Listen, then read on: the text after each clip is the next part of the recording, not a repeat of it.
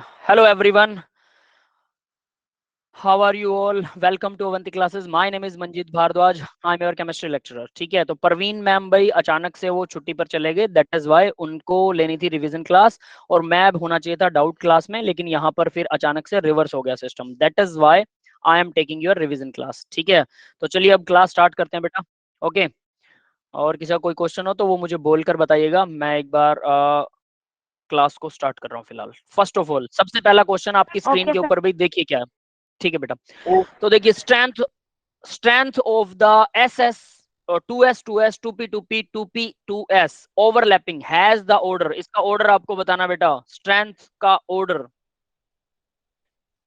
Yes, give me the right answer. किसी को पता है इसका आंसर? सर ए होगा.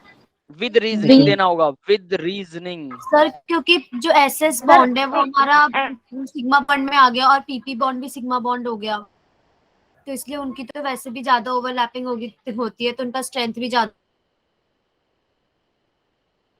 सिग्मा बॉन्ड ठीक ऐसे है, भी स्ट्रॉन्गेस्ट बॉन्ड होता है. मान लिया, लेकिन पी ऑर्बिटल भी तो सिग्मा बॉन्ड बनाता है, एस और पी भी तो सिग्मा बॉन्ड बनाते हैं. ओवरलैपिंग हैज द ऑर्डर, तो ये सब सिग्मा बॉन्ड्स की ओवरलैपिंग है.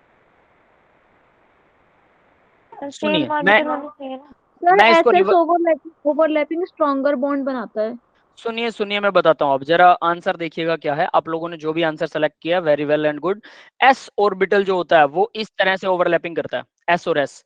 एस और पी ऑर्बिटल जो है वो हेड टू हेड ओवरलैपिंग ऐसे करते हैं. ठीक है, एस और पी पाई बॉन्ड तो बनाते ही नहीं है, हेड टू हेड ओवरलैपिंग ये होती है. ठीक है, फिर पी और P orbital with other P orbital अगर सिग्मा बॉन्ड बना रहे हैं तो ऐसे ओवरलैपिंग कर रहे हैं. समझ में आया? तो स्क्रीन स्ट्रक हो गई है. दैट्स मीन इंटरनेट में प्रॉब्लम आ रहा है. एक मिनट रुकिए.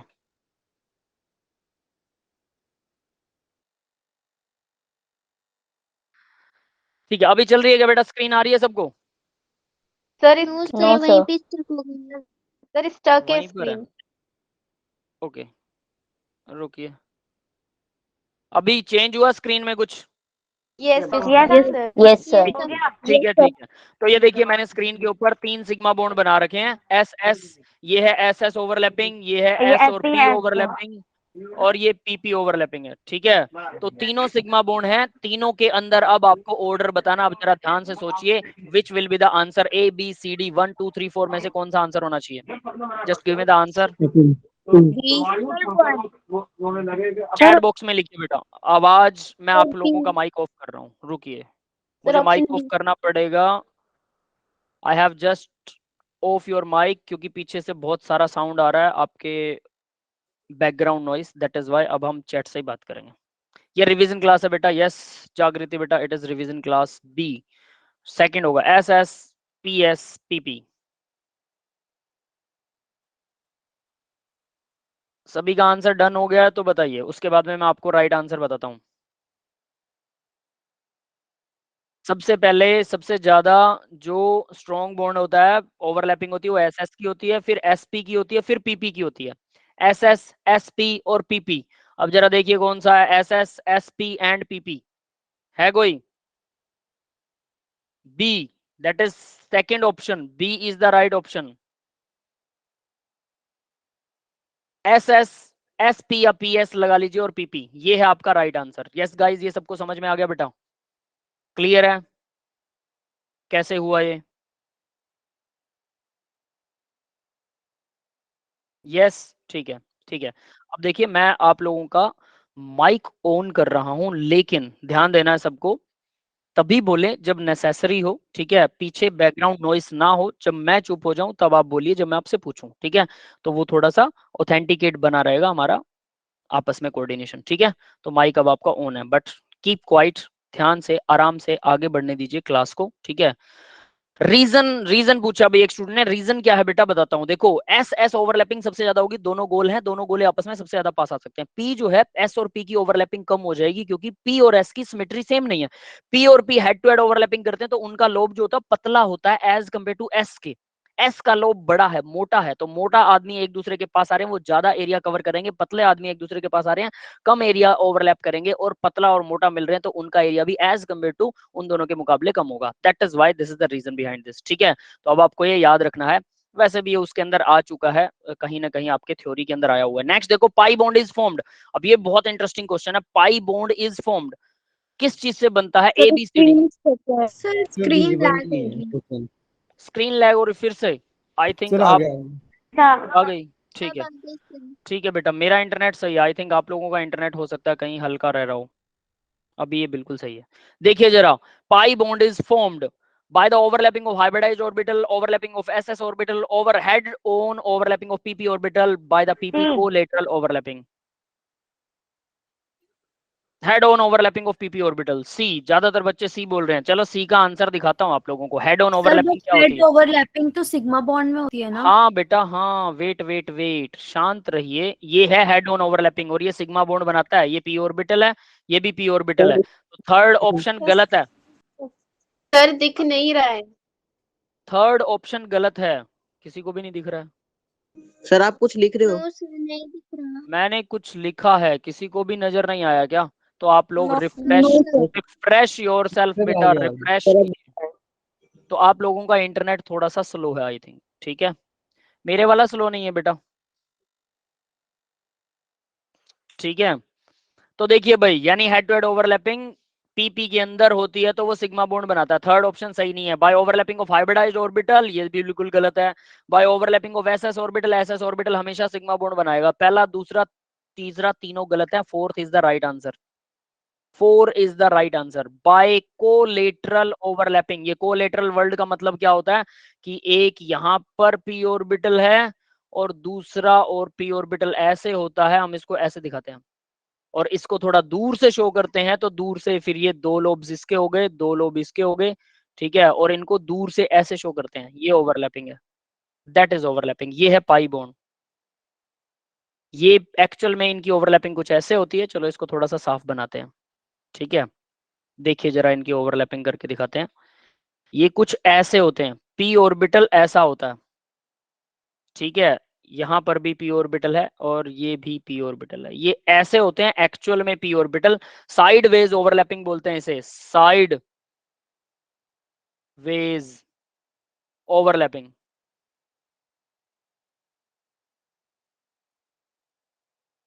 साइड वेज ओवरलैपिंग हो रही है भाई, इसको बोलते हैं, ये बनता है पाई बॉन्ड। तो ये है पाई बॉन्ड, लेकिन इसको शो ऐसे करते हैं, नीचे वाला। Yes sir. ठीक है, तो यानी कोलेटरल, इसका एक दूसरा नाम है collateral overlapping, that is called collateral overlapping. ठीक है, कोलेटरल का मतलब साइड से, बराबर से, सामने सामने से नहीं, थोड़ा बैक बैक से, मतलब यू कह सकते हैं, ये बैक एंड बोल सकते हैं या बैक डोर बोल सकते हैं, कि बैक डोर, आमने सामने से नहीं, बैक डोर से, दैट इज कोलेटरल। नेक्स्ट देखिए, PP overlapping will be observed in the molecule of PP overlapping. ध्यान से क्वेश्चन सोचना बहुत ध्यान से। मोलिक्यूल ऑफ, अब मोलिक्यूल ऑफ के लिए थोड़ी सी कंफ्यूजन मैं दूर कर देता हूं। ये बोल रहा है हाइड्रोजन के मोलिक्यूल में पीपी ओवरलैपिंग होती है क्या? HBr के मोलिक्यूल में पीपी ओवरलैपिंग होती है क्या? या फिर HCl के मोलिक्यूल में पीपी ओवरलैपिंग होती है, या Cl2 के मोलिक्यूल में पीपी ओवरलैपिंग होती है क्या? That is the question. Fourth D होगा। ठीक है, ठीक है भाई, डी होगा, राइट आंसर है। अब मैं इसको एक्सप्लेनेशन दे रहा हूं, ध्यान से देखना। इसको कैसे निकालते हैं, आप लोगों ने डायरेक्ट बता दिया, हो सकता है आपको अच्छे से पता हो, चलो बहुत अच्छी बात है। हाइड्रोजन की इलेक्ट्रॉनिक कॉन्फ़िगरेशन 1s2, यानी हाइड्रोजन का s ऑर्बिटल होगा, ये हाइड्रोजन है और इसका s ऑर्बिटल, दूसरा हाइड्रोजन इसका s ऑर्बिटल, और ये दोनों s ऑर्बिटल क्या करेंगे? 1s1 हाइड्रोजन का। यस बेटा, यस, 1s1 होगा। हाँ, 2 लिख दिया क्या? Okay okay okay. सर आपकी वॉइस ब्रेक हो रही है। सभी को वॉइस ब्रेक हो रही है क्या? No sir. No sir. बेटा रिफ्रेश कीजिए अपने आप को, रिफ्रेश कीजिए। ठीक है, ये 1 इलेक्ट्रॉन है भाई इसका, यहाँ पर भी 1 इलेक्ट्रॉन है, ये बीच में न्यूक्लियस है, आपस में हेड टू हेड ओवरलैपिंग करेंगे, सिंपल बॉन्डिंग बन गई। नेक्स्ट देखो HBr, HBr के केस में क्या होगा? हाइड्रोजन तो वही 1s1 रहेगा, ब्रोमीन क्या आ जाएगा? ब्रोमीन का एटॉमिक नंबर किसी को पता है क्या? 4 यस गाइस, सर 5 30 30 पर, यस 35 इट इज। ब्रोमीन का एटॉमिक नंबर है 35। इलेक्ट्रॉनिक कॉन्फ़िगरेशन लिखें 1s2 2s2 2p6 3s2 3p6 4s2 3d10 और उसके बाद क्या आएगा 4p। क्या बन रहे हैं क्या 10 20 30 और ये 5 4p5। यस गाइस, ये समझ में आया बेटा? इसके फोर्थ पी में 5 ऑर्बिटल होते हैं। इसका मतलब ब्रोमीन के पास p ऑर्बिटल में एक इलेक्ट्रॉन है, तो होगा क्या हाइड्रोजन का एटम एक इलेक्ट्रॉन घूम रहा है, और इधर ब्रोमीन, ब्रोमीन का p ऑर्बिटल है जो ओवरलैपिंग करेगा हाइड्रोजन से, जिसके पास एक इलेक्ट्रॉन यहां था। तो ये है ब्रोमीन, ये है हाइड्रोजन। यस, ये सबको समझ में आया HBr का मॉलिक्यूल? एस और पी की ओवरलैपिंग होने वाली है। ये एस ऑर्बिटल है, ये पी ऑर्बिटल है, एस और पी की। उसने क्या पूछा? पी ऑर्बिटल की ओवरलैपिंग पूछ रखी उसने। डेफिनेटली HBr में नहीं होगा, HCl में भी सेम होगा, सेम इन HCl के अंदर भी ये सेम होने वाला है। फिर उसके बाद क्लोरीन। अब क्लोरीन के अंदर अगर हम देखें Cl में, तो क्लोरीन का एटॉमिक नंबर कितना होता है? 17। 17 1s2 2s2 2p6 3s2 3p5 that is, यानी थर्ड पी के थर्ड शेल के पी के अंदर 5 इलेक्ट्रॉन्स हैं। तो यानी 2 पी ऑर्बिटल तो पूरे भरे हैं, एक पी ऑर्बिटल है जो खाली है, उसमें एक ही इलेक्ट्रॉन है। तो क्लोरीन का एक पी ऑर्बिटल, इसमें एक इलेक्ट्रॉन है। दूसरी क्लोरीन का भी एक पी ऑर्बिटल जिसके अंदर एक इलेक्ट्रॉन खाली होगा। ठीक है, चलो पहले दोनों को बना लेते हैं। दूसरा पी, और इन दोनों के पास में एक एक इलेक्ट्रॉन है। ये इलेक्ट्रॉन्स इस तरह से शेयर्ड हो जाएंगे दोनों, और ये पी ऑर्बिटल क्लोरीन, दूसरा पी ऑर्बिटल क्लोरीन, और ये है क्लोरीन के दोनों पी ऑर्बिटल। ये पी ऑर्बिटल बनेंगे और ये सिग्मा बॉन्ड बनाएंगे। ये ध्यान रख लेना, क्लोरीन पी ओवरलैपिंग होती है। उसने ये नहीं कहा कि साइडवेज ओवरलैपिंग हो रही है या हेड टू हेड ओवरलैपिंग हो रही है, नहीं, उसने ऐसा कुछ नहीं बोला। उसने बोला पी ऑर्बिटल ओवरलैप करेंगे, ये पी ऑर्बिटल ओवरलैप करेंगे। ये सारा कुछ आपके माइंड में होना चाहिए। आंसर सही है आप लोगों का, डोंट वरी, लेकिन माइंड में आपके ये स्कीम बननी चाहिए, ये सीन आपके माइंड में होना चाहिए, इमेज आपके माइंड में होनी चाहिए। यस गाइस, क्लियर है बेटा सबको? Yes sir. ठीक है, Yes, तो sir. अगला क्वेश्चन देखिए जरा। Next question is on your screen. Which of the following element can be cannot exhibit sp3d hybridization state? sp3d कौन नहीं करेगा? A C मतलब कार्बन, B P मतलब phosphorus, C chlorine, D boron.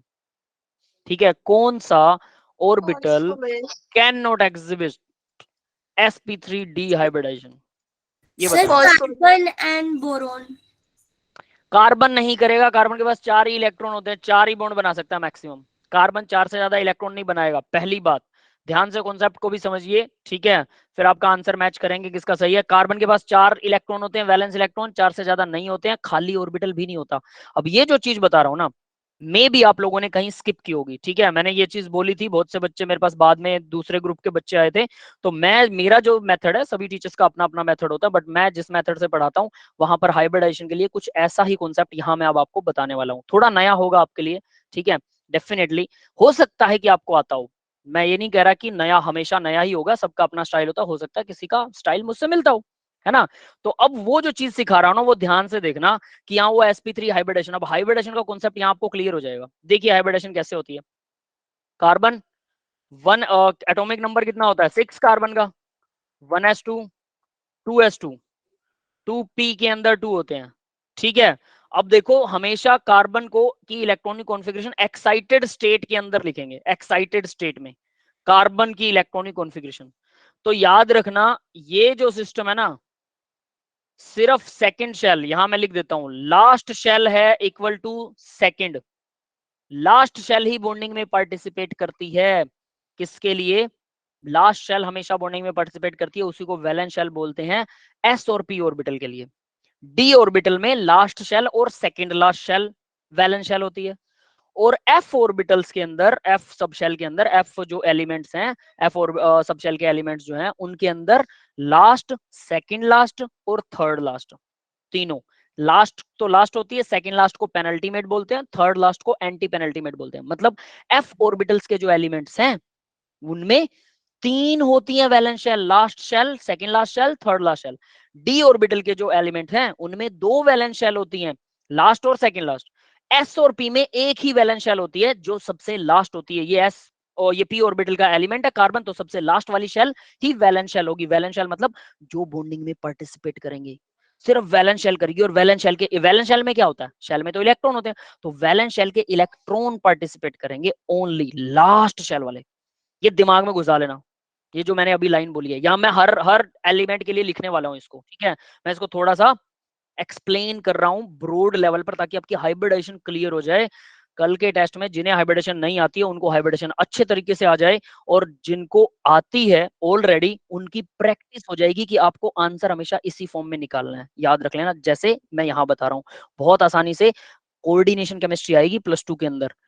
आधी coordination chemistry सिर्फ इस बात पे डिपेंड करेगी, याद रख लेना। उसमें वीबीटी भी आएगी, वेस्पर थ्योरी भी आएगी, ठीक है, वो सारी की सारी। तो इसको ध्यान रखना कि मैं क्या कर रहा हूँ, सब चीजें आसान है, बस जोड़ रहा हूँ उन चीजों को। लास्ट शेल होती है सेकंड शेल, और यही होती है वैलेंस शेल।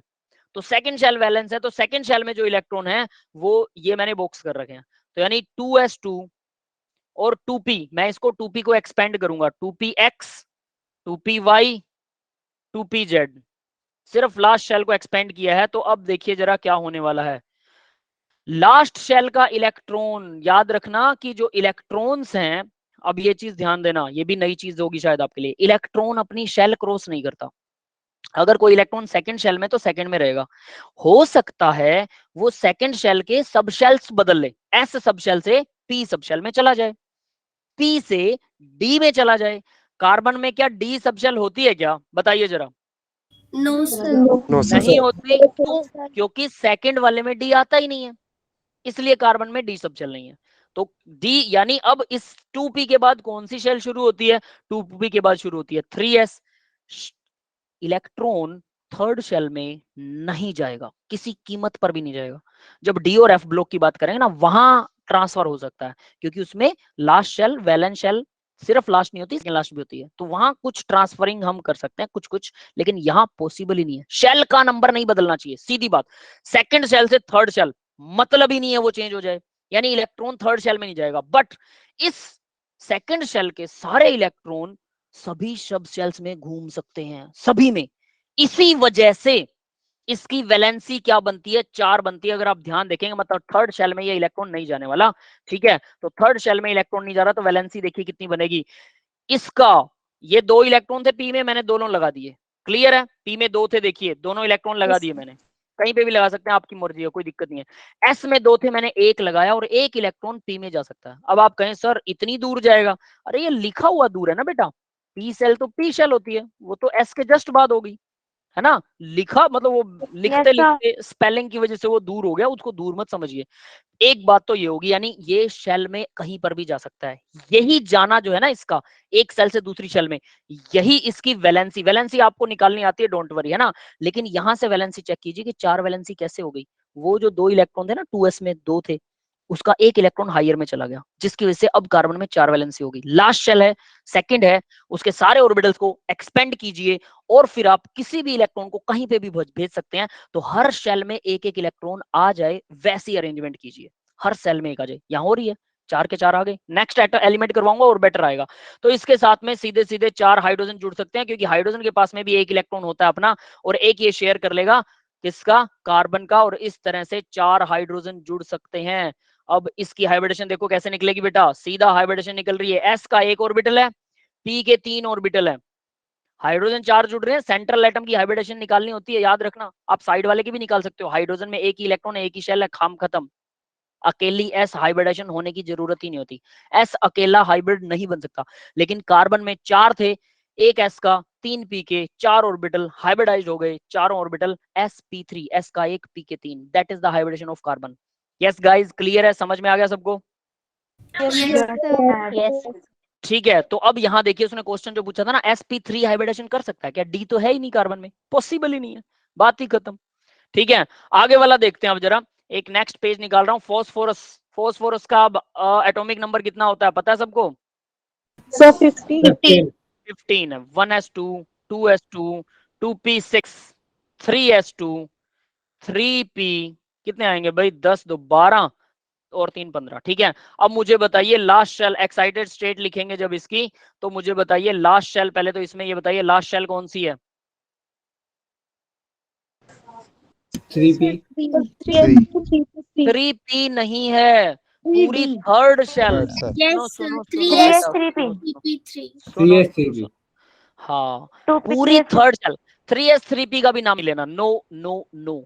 जो नंबर लिखा होता है ना SP D के आगे, वो होता है शेल नंबर। S और P क्या है? सब शेल हैं, समझ गए? और इनमें फिर अंदर होते हैं ऑर्बिटल। तो जो आगे नंबर लिखा होता है वो होता है शेल नंबर। तो आगे नंबर जो लास्ट वाला नंबर है वो 3 है।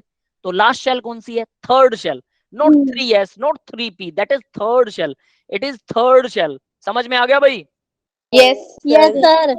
और यही होती है valence shell. Third shell is valence shell. अब बात करते हैं इलेक्ट्रॉनिक कॉन्फ़िगरेशन एक्साइटेड स्टेट में, जब ये एक्साइट हो जाएगा। सिर्फ लास्ट शेल वाली इलेक्ट्रॉनिक कॉन्फ़िगरेशन नहीं है।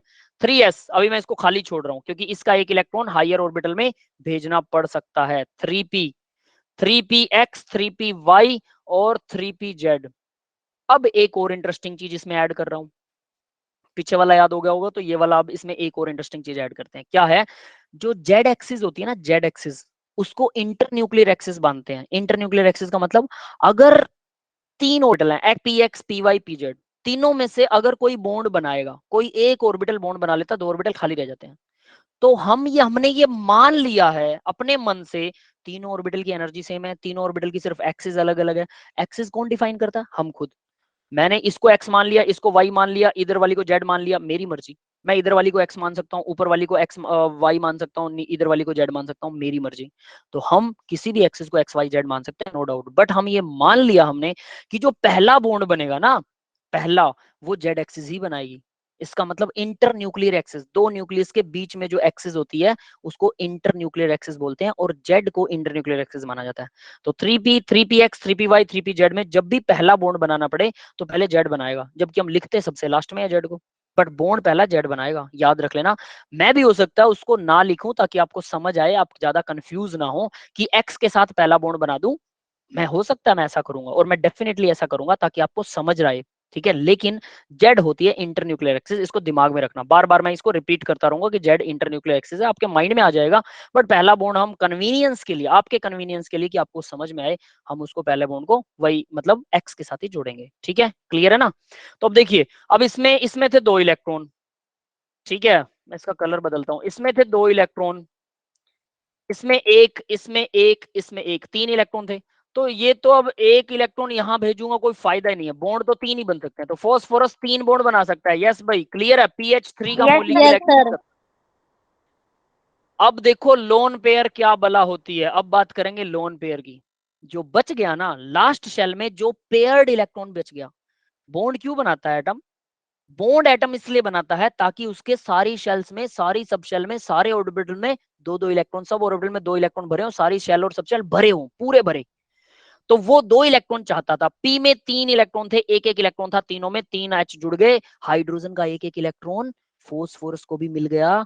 फोस्फोरस के भी 2 पूरे हो गए, हाइड्रोजन के भी 2 पूरे हो गए, दोनों ने शेयर कर लिया। शेयर का मतलब 2 उसके पास भी है, इसके पास भी है, दोनों के पास है। शेयर का मतलब ये है, कभी वो ले लेगा, कभी ये ले लेगा, शेयर कर लिया ना, शेयरिंग समझते हैं आप लोग। 3s2 इलेक्ट्रॉन जो है, ये हो गया क्या? यही है लोन पेयर। एक लोन पेयर होता है फोस्फोरस में। अब आप कहें कि जो बच जाते हैं इलेक्ट्रॉन वो लोन पेयर होते हैं, तो अंदर वाले बच गए थे ना, 1s2 वो भी लोन पेयर है, 2s2 वो भी लोन पेयर है, 2p6, p में 6 हैं, तो 2-2 इलेक्ट्रॉन्स एक ऑर्बिटल में होते हैं, तो p में 3 लोन पेयर वहां हो गए। उनको काउंट ही नहीं करते, क्यों? वो बॉन्डिंग में पार्टिसिपेट नहीं करते। लास्ट शेल बॉन्डिंग में पार्टिसिपेट कर रही है, वैलेंस शेल बॉन्डिंग में पार्टिसिपेट कर रही है। तो लास्ट शेल में जितने भी इलेक्ट्रॉन होते हैं सब के सब बॉन्डिंग में पार्टिसिपेट करते हैं। तो जो बच गए, जो पेयर में है पहले से, अब एक ऑर्बिटल में 3 इलेक्ट्रॉन तो आ नहीं सकते, ये तो शेयरिंग करेगा नहीं, 3s2। जो पेयर में है पहले से, वो शेयरिंग नहीं करने वाला, तो क्या हो गया? ये हो गया lone pair. Yes guys, lone pair समझ में आया सबको? Yes. है ना? आप लोगों को PH3 का स्ट्रक्चर कैसे बनेगा? क्या बेटा? मैं वो भी बताऊंगा, वेट सर एक वेट बार PH3 का वेट वेट वेट वो भी बताऊंगा, रुकिए, ठीक है। लोन पेयर सबको समझ में आ गया ना, लोन पेयर कैसे बनते हैं? Yes. अब ये बहुत ये बहुत बड़ा क्वेश्चन होता है, ज्यादातर बच्चे लोन पेयर में थोड़ा कंफ्यूज रहते हैं कि लोन पेयर होता क्या चीज है। ठीक है, यहाँ से आपको लोन पेयर कंफर्म्ड हो जाएगा कि लोन पेयर ये होता है। अब जरूरी तो नहीं है कि ये हमेशा बचे। अब मैं इसको नहीं बचा रहा, कैसे? अब जरा ये देखिएगा, अगर मैं लोन पेयर क्या होता है क्या बेटा सर? लोन पेयर एक बार रिपीट कर दो। रिपीट करूं? ठीक है, देखिए क्या है यहाँ पर, कलर बदल रहा हूं मैं यहाँ पे। देखिए ये इलेक्ट्रॉनिक कॉन्फ़िगरेशन थी फास्फोरस की, इसके अंदर लास्ट शेल चूज की जो कि थर्ड है। ठीक है, जो लास्ट नंबर होता है, ये वाला नंबर देखते हैं हम, तो थर्ड है लास्ट शेल। अब लास्ट शेल के अंदर थर्ड है, इसी को वैलेंस शेल बोलते हैं और यही बॉन्डिंग में पार्टिसिपेट करती है। तो मैंने इसको एक्सपेंड कर दिया, 3s ऐसा कैसा लिखा, और 3p जो था उसके 3 हिस्से कर दिए, क्योंकि उसमें 3 ऑर्बिटल होते हैं। सभी ऑर्बिटल दिखाने हैं आपको, सभी ऑर्बिटल, बस ये माइंड में रखिए। तो p के 3 ऑर्बिटल मैंने दिखा दिए, 3p के तीनों को। अब मुझे पता है इसमें एक इलेक्ट्रॉन है, इसमें एक है, इसमें एक है, क्योंकि उसने 3 बोले थे। तो मैंने क्या किया, इन तीनों में एक एक इलेक्ट्रॉन है, तो एटम बॉन्ड क्यों बनाता है? ताकि उसके सारे इलेक्ट्रॉन्स पेयर्ड हो सके। तो यहाँ हाइड्रोजन का एक इलेक्ट्रॉन के साथ वो शेयरिंग कर लेता है, और इस तरह से इसके अंदर भी दो इसके अंदर बन गए, 2 ही हाइड्रोजन के इलेक्ट्रॉन बन गए। इस तरह से ये पेयरिंग कर लेते हैं। तो ये पेयरिंग जो है इसी वजह से बॉन्ड बनते हैं। अब बात आती है, क्योंकि लास्ट शेल में ये भी तो एक इलेक्ट्रॉन का पेयर बच गया, इसके साथ कोई शेयरिंग कर सकता है? इसके साथ कोई शेयरिंग नहीं कर सकता। क्यों? 2 इलेक्ट्रॉन पहले से, एक और इलेक्ट्रॉन आएगा तो 3 इलेक्ट्रॉन एक ऑर्बिटल में नहीं रहते, सिर्फ 2 ही रह सकते हैं। तो यानी ये पेयरिंग नहीं करने वाला, तो ये पेयरिंग नहीं करेगा, किसी के साथ शेयरिंग नहीं करेगा, सॉरी। तो ये ऑलरेडी पेयर्ड है, इसको बोलते हैं एलोन पेयर, अकेला पेयर। पेयर कभी अकेला हो सकता है क्या? वो ऑलरेडी 2 है, तो एलोन की जगह इसका नाम रख दिया लोन पेयर, अकेला पर पेयर में। लोन, लोन का मतलब यहाँ पर अकेला नहीं होगा, अब ए हटा दिया उसका, मतलब अकेला नहीं है, लोन है बट पेयर है। मतलब ये किसी से बॉन्ड नहीं बना रहा, बट खुद अपने आप में पेयर है, क्योंकि इसके पास 2 इलेक्ट्रॉन पहले से हैं। क्यों बनाएगा bond? That is called lone pair. Yes बेटा, क्लियर हो गया? गुड इवनिंग बेटा, good evening everyone. Yes sir, अब क्लियर है। ठीक है, अभी ठीक है। अब देखते हैं आगे, देखिए। तो इसके बाद अगर मैं ये करूं, मैंने एक चीज बोली थी कि थर्ड शेल कंप्लीट, तो थर्ड डी होता है कि नहीं होता भाई, ये बताइए। Yes sir. थर्ड शेल में डी भी होता है, तो हमने डी को क्यों छोड़ा? हम उसे भी लिखेंगे, समझ रहे हो, उसे भी लिखेंगे। तो यहां पर मैं थर्ड डी को भी लिख रहा हूं। तो देखिए जरा, 3d को मैं यहाँ 3d में कितने ऑर्बिटल होते हैं? 5। 3d Z square, 3d X square minus Y square, 3d X Y, और फिर 3d वाई जेड, और 3d जेड एक्स। ठीक है, इस तरह से 3d में 5 ऑर्बिटल है। तो मुझे पता है अगर लास्ट शेल थर्ड शेल है, तो थर्ड शेल में 5 ऑर्बिटल होंगे, सारे ऑर्बिटल, सारी सबशेल, सब कुछ होगा थर्ड शेल में। 3d होता है, 3f होता है? नहीं होता, 3f को नहीं दिखाएंगे, बात खत्म, क्योंकि वो होता ही नहीं है। तो यानी थर्ड शेल में 3 ऑर्बिटल्स होते हैं, s, p और d, तीनों सबशेल्स होती हैं, 3 ऑर्बिटल नहीं, सॉरी, तीनों सबशेल्स होती हैं। तो तीनों सबशेल मैंने दिखा दी। अब बात करते हैं, मैंने बोला था इलेक्ट्रॉन जो है ना, वो अपनी थर्ड शेल में हर जगह घूम सकता है, वो शेल को क्रॉस नहीं करेगा। आपको ये अच्छी तरह से पता है, 3d से पहले 4s आता है। यस, ये पता है ना सबको, यहाँ 4s आना चाहिए। लेकिन अब जरा ध्यान देना, ये है न्यूक्लियस, ये है 1s, ये है 2s, ये है 3s, ये है 1s2, 2s2, और फिर 2p रह गया। रुके, ठीक है, 2p6। उसके बाद में यहाँ आएगा, इसको जरा रुको, फिर से थोड़ा नीचे से स्टार्ट करते हैं। ठीक है, ये आ गया 1s2, फिर आ गया 2s2, फिर आ गया 2p6, फिर आ गया 3s2, फिर उसके बाद 3p6। अब आपको क्या लगता है यहाँ 4s2 आएगा क्या? फोर्थ शेल शुरू हो गई, और उसके बाद में हम लिखेंगे 3d10, ऐसा? Third shell no sir. Third shell तीसरी जगह पर ही रहेगी ना, ये समझ रहे हो? फिर हम 4s को पहले क्यों लिखते हैं? वो रटा इसलिए लगवाया गया है ताकि आपको याद रहे कि भले ही थर्ड शेल पहले आती है, 3d पहले आएगा। कैसे भाई? थर्ड नंबर वाला तो थर्ड नंबर पर ही रहेगा। तो मैं यहाँ पर वही चीज लिख रहा हूं, 3d यहाँ आएगा, ये देखिए यहाँ आएगा 3d10 होने चाहिए, बट यहाँ इलेक्ट्रॉन नहीं आता, इलेक्ट्रॉन आता है 4s में। 4s में पहले 2 भरेंगे, फिर इसका भरना शुरू होगा 1 2 3। अब ऐसा क्यों? क्योंकि 3d की एनर्जी 4s से ज्यादा होती है, इसलिए हम पहले 4s को लिखते हैं, बाद में 3d को, लेकिन शेल तो अपने लेवल में चलेंगी ना इलेक्ट्रॉन में। और ये कुछ ऐसे हैं, याद रखना, ये 1s का मतलब ये ऐसे गोल है, फिर 2s ऐसे है, फिर 3s ऐसे है, फिर 4s ऐसे, सब न्यूक्लियस के चारों तरफ चल रही हैं ये याद रख लेना। तो इस तरह से, है ना, तो इस तरह से 4s होती तो बाद में है, पर उसे इलेक्ट्रॉनिक कॉन्फ़िगरेशन का रट्टा मारने के लिए, ताकि आप गलती ना कर दो इलेक्ट्रॉनिक कॉन्फ़िगरेशन लिखते टाइम, ताकि आपको एनर्जी लेवल याद रहे। एनर्जी लेवल, शेल लेवल नहीं, शेल का तो तीसरा लेवल तीसरे नंबर पर ही आता है बेटा। एनर्जी का लेवल जो है ना वो 3D का 4s के बाद आता है। तो आप एनर्जी लेवल का रट्टा मारते हैं ताकि आपको एनर्जी लेवल क्रैम हो जाए, याद हो जाए, ना कि शेल लेवल का। शेल लेवल तो वही रहेगा, बट माइंड में बच्चों का आया था कि हाँ पहले 4s आएगी बाद में 3D आएगी, ऐसा नहीं होता। 3D तो पहले ही होती है, इसलिए मैंने 3D को एक्सपेंड किया, अब 3D को एक्सपेंड कर दिया। अब हमें ये आपको अच्छी तरह से पता है इस 3D की एनर्जी 4s से ज्यादा है। फिर भी कमाल देखना, मैंने ये इसलिए लिखा है सारा कुछ, फिर भी 3s का इलेक्ट्रॉन 3D में तो जा सकता है। 3s में 2 इलेक्ट्रॉन है, देखिए सबसे पहले लिखा हुआ है 3D में तो जा सकता है, 4s में नहीं जा सकता। अब आप कहेंगे सर 4s की एनर्जी कम है, वहां चला जाइए, बेशक, लेकिन इसको बेचारे को करना क्या पड़ता है। देखो 3s में यहां है इलेक्ट्रॉन, ये देखिए यहां से इलेक्ट्रॉन यहां चला जाएगा तो इसकी एनर्जी बढ़ जाएगी डेफिनेटली। अब आप कहें कि यहां चला जाए सर, भाई ये 3D को क्रॉस करके नहीं जाएगा, क्रॉस तो करना पड़ेगा ना। एनर्जी अंदर से बाहर गया, अंदर से बाहर गया, एनर्जी बढ़ गई। अब बेचारा और आगे जाने की हिम्मत ही नहीं करता कि यार एनर्जी और ज्यादा बढ़ानी पड़ेगी एक और शेल पास करने में। हालांकि 4s में आते एनर्जी डाउन हो जाएगी, बट ये वहां नहीं जाएगा, समझ गए। यानी या तो ये 3s में रहेगा या 3D में जा सकता है, बट 4s में नहीं जाएगा। इसलिए बोला था इलेक्ट्रॉन कभी भी शेल क्रॉस नहीं करेगा, चाहे एनर्जी लेवल कितना भी कम या ज्यादा करना पड़े। अपनी शेल में तो वो ज्यादा एनर्जी में भी रह जाएगा, बट दूसरी शेल में वो लो एनर्जी में भी एग्जिस्ट नहीं करेगा, बॉन्डिंग नहीं बनाएगा उसके साथ। समझ रहे हो ये बात? क्योंकि न्यूक्लियस के जितना पास उतना फायदा, जितना पास उतना फायदा, दैट इज वाई ये सिस्टम होता है। तो अब इस सिस्टम को आप लोग याद रखिएगा कि आखिर ये सिस्टम कैसे वर्क करता है, ठीक है। तो अब यहां बात करते हैं, यानी 3D में ये वाला इलेक्ट्रॉन, देखो 3s2 है जो, अब मैं इसको रब कर रहा हूं यहां से 3s2 को, ठीक है। तो 3s के अंदर 1 इलेक्ट्रॉन आ जाएगा और एक इलेक्ट्रॉन जो है वो 3D में जा सकता है कि नहीं जा सकता? Yes sir. तो थर्ड शेल में, यानी कि अब देखो फास्फोरस की वैलेंसी पहले थी 3 हाइड्रोजन जुड़ रहे थे, दिख रहा है आपको, अभी कितनी हो गई? अभी हो गई 5, 2 और जुड़ सकते हैं, है ना।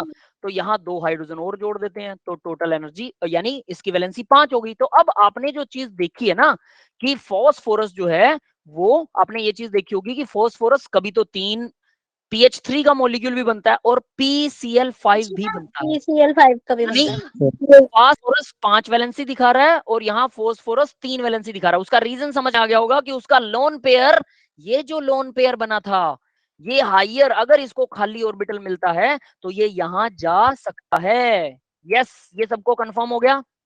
Yes sir. अब बात करते हैं, मैंने एक ट्रिकी चीज लिखी है यहाँ पे, ध्यान से सोचना मैंने क्या ट्रिकी चीज लिखी है। PH3 लिखा और PCl5 लिखा, PH5 नहीं लिखा। हालांकि मैंने यहाँ पर H दिखाया है वो गलत दिखा रखा है, ठीक है। यहाँ पर Cl, अगर 5 वैलेंसी दिखा रहे हो तो आप 5 वैलेंसी में Cl ही होना चाहिए, H नहीं हो सकता। अब ऐसा क्यों, H क्यों नहीं हो सकता जब 5 वैलेंसी दिखा सकता? लोन पेयर तो अगली सेल में चला जाएगा। लोन पेयर अगली सेल में ऐसे ही नहीं जाता, वो ना उसको कंपनसेट करना पड़ता है, क्योंकि मैंने बोला कि 3D की एनर्जी ज्यादा होती है तो थर्ड शेल उसी की है, वो जा सकता है घूमने फिरने, बट एनर्जी है ज्यादा, उसको पड़ेगी डांट, वो वापस आ जाएगा। तो उसको कंपनसेशन चाहिए, वो कहेगा कि भाई कुछ ऐसा हो जो मुझे कंपनसेट कर सके। अब ऐसा कैसे? मतलब 3s, ये थर्ड शेल को ऐसा एलिमेंट चाहिए जोड़ने के लिए जो उसकी हायर एनर्जी को कंपनसेट कर सके। तो याद रखना, अब ये चीज ध्यान रखना, इलेक्ट्रोनेगेटिव एलिमेंट जब किसी एलिमेंट से जुड़ता है तो वो हाईली इलेक्ट्रॉन को अपनी तरफ खींचता है। तो अगर क्लोरीन जुड़ेगा तो ये दोनों इलेक्ट्रॉन क्लोरीन की तरफ आ जाएंगे, इधर भी क्लोरीन के पास इलेक्ट्रॉन ज्यादा, इधर भी ज्यादा, इधर भी ज्यादा, इधर भी ज्यादा। ये वाले इलेक्ट्रॉन, ऊपर वाले इलेक्ट्रॉन क्लोरीन के पास ज्यादा हो गए, यानी कि क्लोरीन को इलेक्ट्रॉन डोनेट हो रहे हैं। यानी अब वो जो 3D में इलेक्ट्रॉन भेजा था ना हमने, वो 3D में कम है, क्लोरीन के पास ज्यादा है। समझ रहे हो? क्लोरीन के पास ज्यादा है तो एनर्जी कंपनसेट हो गई, 3D में एनर्जी बढ़ी थी बट क्लोरीन के जुड़ने की वजह से वो कम हो गई। यस, ये पॉइंट समझ में आया? इसलिए अब ध्यान से सुनिएगा, इसलिए लोन पेयर जो होता है, जो लोन पेयर है वो हायर ऑर्बिटल में तभी जाएगा जब कोई हाईली इलेक्ट्रॉन नेगेटिव एलिमेंट उससे जुड़ेगा। अगर हाइड्रोजन जुड़ेगा तो वो तो अपनी तरफ नहीं खींचेगा इलेक्ट्रॉन फॉस्फोरस से, वो तो कहेगा तू ही रख ले मेरा भी। अब अगर फॉस्फोरस को 3D में खुद का इलेक्ट्रॉन भी रखना पड़े जो कि लोन पेयर था, और हाइड्रोजन का भी रखना पड़े, थोड़ा सा उसको अपनी तरफ खींचना पड़ेगा क्योंकि फॉस्फोरस मोर इलेक्ट्रोनेगेटिव है देन हाइड्रोजन।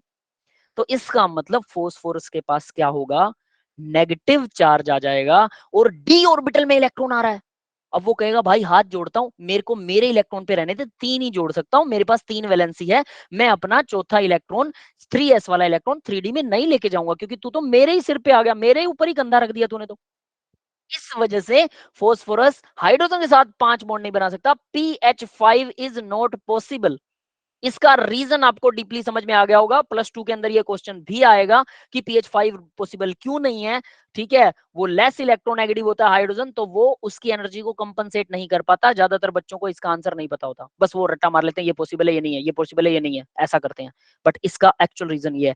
ये समझ में आया भाई? यानी क्लोरीन ही 5 बॉन्ड बना सकता है फॉस्फोरस के साथ, फ्लोरीन भी बना सकता है, ऑक्सीजन भी बना सकता है, सारे इलेक्ट्रोनेगेटिव है।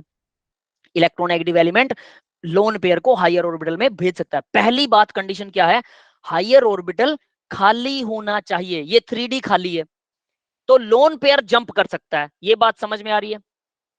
ठीक है बेटा, बताओ। अगर ऑर्बिटल खाली है तो लोन पेयर जंप कर सकता है, तो 3D ऑर्बिटल खाली था मैंने जंप करवा दिया। अब मैं इसमें हाइड्रोजन जोड़ना चाहूं तो हाइड्रोजन नहीं जुड़ेगी, क्यों? क्योंकि जंप करवाने पर एनर्जी बढ़ गई सिस्टम की। ठीक है, तो अगर अब मैं थोड़ा इसको साफ सफाई से दिखा देता हूं, तो देखिए जंप करवा दिया मैंने, यहां से इलेक्ट्रॉन यहां जंप करवा दिया, इलेक्ट्रॉन की एनर्जी बढ़ गई। अब एनर्जी बढ़ी, फिर मैंने हाइड्रोजन जोड़ दिया, हाइड्रोजन इसकी एनर्जी को कम नहीं कर पा रहा। ठीक है, डेफिनेटली ये इसको कम नहीं कर पाएगा, इसकी वजह से ये नहीं जुड़ेगा। क्यों? क्योंकि जो एनर्जी बढ़ी है, हाइड्रोजन जब उससे जुड़ेगा तो एनर्जी रिलीज होनी चाहिए ना थोड़ी सी बॉन्ड बनने पर, बट हाइड्रोजन की वजह से एनर्जी रिलीज इतनी नहीं हुई जितनी की उसको एनर्जी बढ़ानी पड़ गई 3s से 3D में जाने में। दैट इज वाई वो क्या करेगा, वो कहेगा भाई तू रहने दे, मेरे को तो 2 ही हाइड्रोजन जोड़ने काफी हैं।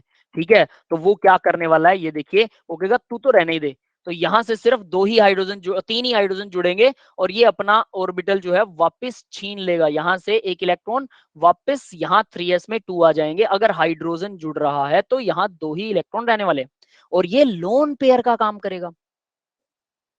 क्लियर है ये बात? अगर हाइड्रोजन जुड़ेगा तो एनर्जी कंपनसेट नहीं हो पाती है, लेकिन अगर क्लोरीन जुड़े तो अब सीन पलट जाएगा। देखिए जरा, अब क्लोरीन जुड़ेगी तो क्या होने वाला है, तो क्लोरीन जो है यहाँ 5 क्लोरीन जुड़ेंगे। ठीक है, सारे के सारे क्लोरीन ही होने चाहिए, तो यहाँ 5 क्लोरीन जुड़ जाएंगे जिससे क्या होगा 2 3 4 और ये 5वां, यानी इलेक्ट्रॉन हायर ऑर्बिटल में तब जाएगा जब खाली हो हायर ऑर्बिटल।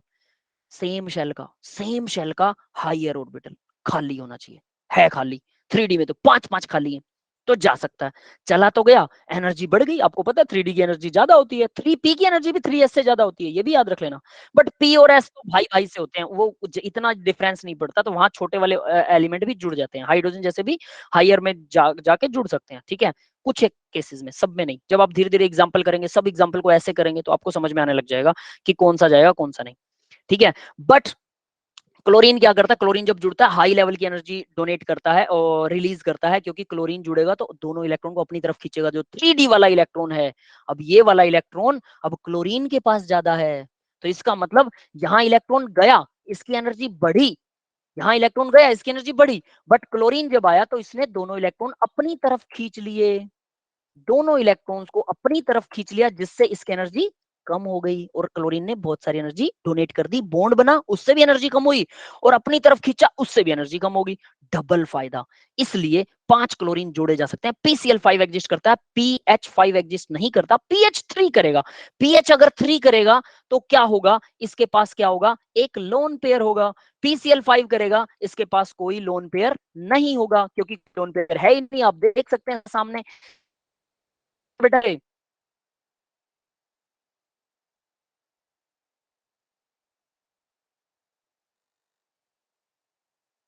Yes. क्लियर सबको? Yes, sir. समीर बेटा, pH5 is the period for you. है ना, ठीक है। इसको जो यार जहाँ पर ये अब आपको लोन पेयर पता लग गया होगा कि लोन पेयर कई बार वैलेंसी बन जाता है, कई बार नहीं बनता वैलेंसी। अब ऐसे पता लगे कई बार नहीं बना, इलेक्ट्रॉनिक कॉन्फ़िगरेशन लिखो, अपना पता लगेगा कि कौन सा लोन पेयर वैलेंसी बन रहा है, कौन सा नहीं बन रहा। देखो अब मैं तो ये तो अब आपको क्लियर। तो अब यहाँ देखिए हाइब्रिडाइजेशन निकालनी है मुझे, सच हम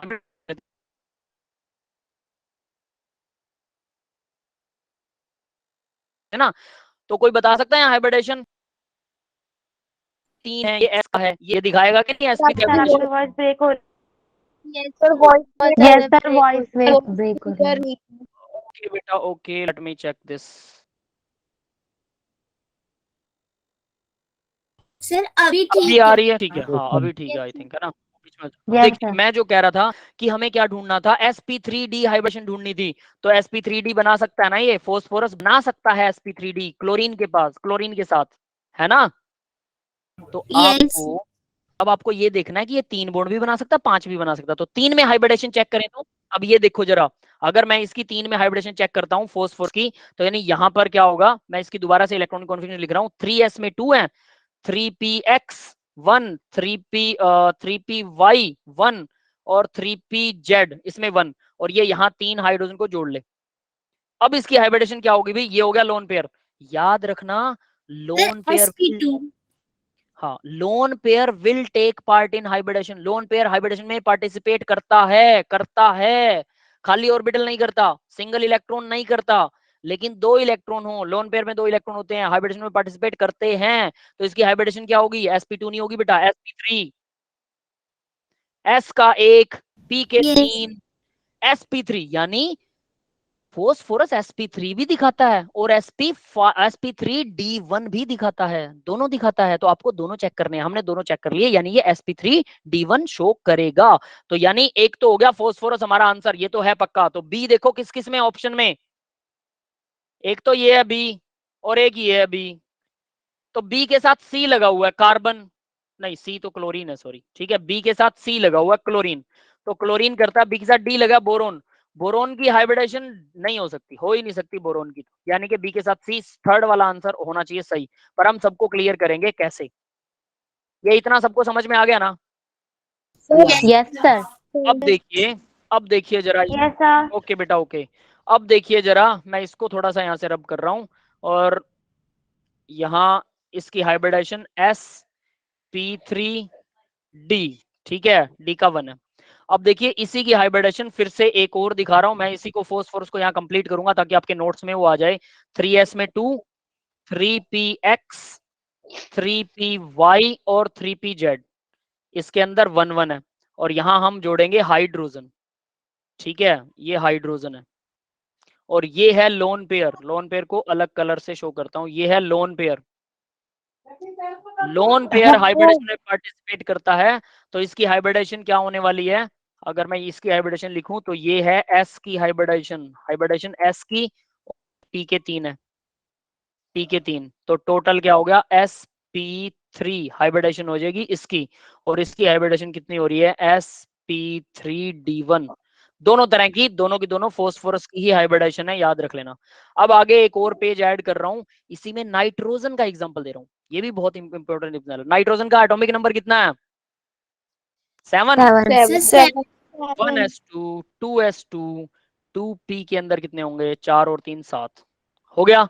अब बताइए लास्ट शेल कौन सी है इसकी भाई, सेकंड 2 सेकंड है लास्ट शेल, सेकंड, ठीक है, वही होती है वैलेंस शेल।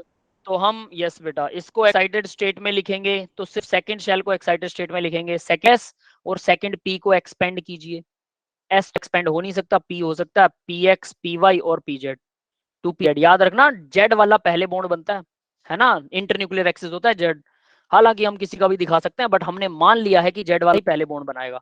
अब देखो p में 3 है, इसमें 2 लगा दिए, इसमें चलो रेड पेन से लगाते हैं इसको, इसके अंदर लगा दिए 2, इसमें 1 है, इसमें 1 है, इसमें 1 है, क्या 2d होता है क्या, no sir. No sir. No sir.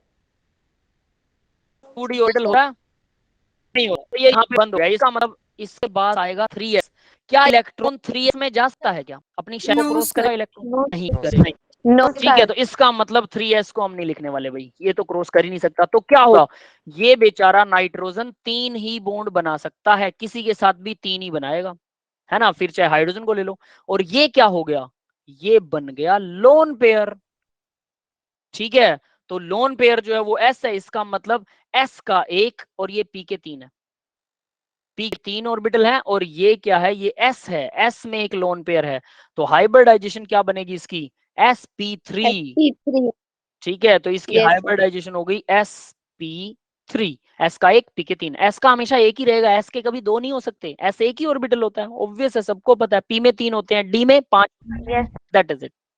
ठीक है, तो अब एक चीज बताइए, क्या नाइट्रोजन का लोन पेयर, जब भी नाइट्रोजन 3, देखो अमोनिया का स्ट्रक्चर बनाता हूं, NH3, ये लोन पेयर हो गया नाइट्रोजन का।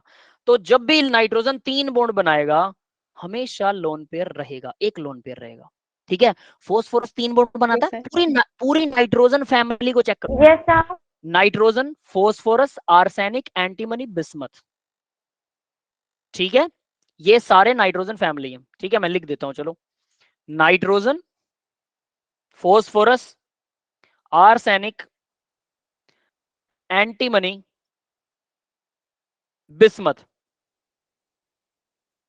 ये नाइट्रोजन फैमिली है। सबके पास एक लोन पेयर होता है, 1 लोन पेयर सबके पास होता है। अगर वो Yes, sir. तीन बॉन्ड बनाए तो फोस्फोरस 3 की जगह 5 कैसे बनाएगा, 4 नहीं बना सकता फोस्फोरस, क्या वो भी बताऊंगा, 4 और 5 का केस। तो फोस्फोरस 3 की जगह जब 5 बॉन्ड बना रहा है, इसका मतलब उसने अपना एक इलेक्ट्रॉन हायर शेल में भेज दिया है और 2 बॉन्ड बन गए हैं। देखो पीछे हमने यही किया था, ये रहा एक इलेक्ट्रॉन, ये वाला हायर शेल में भेज दिया, तो 2 नए बॉन्ड और बनेंगे ना, एक नहीं बनेगा। 3 पहले बना रहा था, 3 नॉर्मल वैलेंसी है, 2 प्लस हो गए 5। लोन पेयर एक यूज होता है, तो मतलब लोन पेयर एक डिस्ट्रीब्यूट हो गया, उसका एक एक इलेक्ट्रॉन 2 अलग अलग ऑर्बिटल में आ चुके हैं, तो 2 बॉन्ड बढ़ गए। समझ गए सभी, एक लोन पेयर बढ़ने से 2 बॉन्ड बन गए ज्यादा। क्लियर है ये सबको? ठीक है, यस अब यानी फोस्फोरस 3 बॉन्ड बनाएगा तो डेफिनेटली PH3, अगर ऐसा कोई केस है जैसा ये वाला केस है, ये PH3 है, PH3, तो इसके पास में भी एक लोन पेयर होता है। बट इसमें PH5 में ये PCl5, ये बन रहा है PCl5, इसमें कोई लोन पेयर नहीं है। अब आगे बढ़ते हैं, नाइट्रोजन हमेशा एक लोन पेयर होगा, डेफिनेट है। ठीक है, अब बात करते हैं भाई, अगर नाइट्रोजन 4 बॉन्ड भी बनाता है, ये आपको पता है। अगर नाइट्रोजन 3 है ना, एक लोन पेयर है और H3 है, अगर एक H पॉजिटिव आयन इसके पास आ जाए, तो ये अपना एक इलेक्ट्रॉन हाइड्रोजन को डोनेट कर देगा। अगर एक इलेक्ट्रॉन हाइड्रोजन को डोनेट हो गया, तो हाइड्रोजन का पॉजिटिव चार्ज चला जाएगा, क्योंकि हाँ, हाइड्रोजन का पॉजिटिव चार्ज चला जाएगा क्योंकि उसको इलेक्ट्रॉन मिल चुका है। अब नाइट्रोजन ने डोनेट किया, तो बेचारा इस नाइट्रोजन के ऊपर पॉजिटिव चार्ज आ जाएगा और इन दोनों के बीच में एक बॉन्ड बन जाएगा। और इस बॉन्ड को, क्योंकि दोनों इलेक्ट्रॉन, ये जो दोनों इलेक्ट्रॉन है नाइट्रोजन के थे, इसलिए इसको कोऑर्डिनेट बॉन्ड बना बोलते हैं और इसे एरो से शो करते हैं। यस गाइस, तो ये हमारे पास बन गया NH4 पॉजिटिव।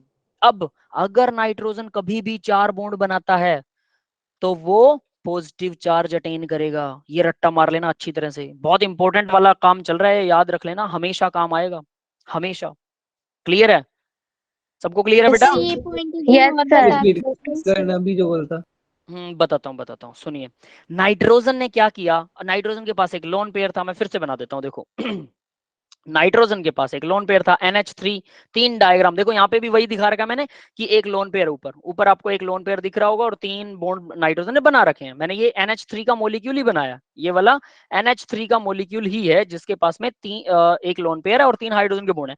तो अगर इसके पास कोई H पॉजिटिव आयन आता है, तो एक इलेक्ट्रॉन नाइट्रोजन अपना हाइड्रोजन को दे देगा, जिससे इसका पॉजिटिव चार्ज चला जाएगा, क्योंकि हाइड्रोजन को एक इलेक्ट्रॉन मिल गया, नाइट्रोजन पे पॉजिटिव चार्ज आ जाएगा, दोनों के बीच में बन जाएगा बॉन्ड।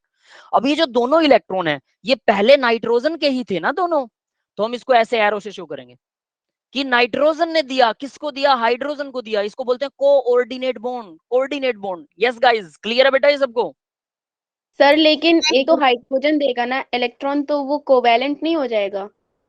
हाइड्रोजन नहीं दे रहा ना बेटा वहां पे, मैं क्या कह रहा हूं, देखो आप शायद मिस कर रहे हो। देखो ये क्या थी सिचुएशन, नाइट्रोजन के पास 2 लोन पेयर हैं और हाइड्रोजन के ऊपर क्या है, positive charge, H positive ion, acid से H पॉजिटिव आयन आया, उसके पास अपना इलेक्ट्रॉन नहीं है, तीन हाइड्रोजन जुड़े हैं, उनके पास है। इलेक्ट्रॉन ही नहीं होगा ना, उसके पास तो इलेक्ट्रॉन ही नहीं होगा। हाँ, हाइड्रोजन H पॉजिटिव के पास इलेक्ट्रॉन नहीं है, समझ गए बेटा, सहमा बेटा, ओके सर। है ना। Yes sir. अब देखिए अब क्या होता है। नेक्स्ट स्टेप मैंने क्या किया कि नेक्स्ट स्टेप हमने किया कि नाइट्रोजन का एक इलेक्ट्रॉन जो है,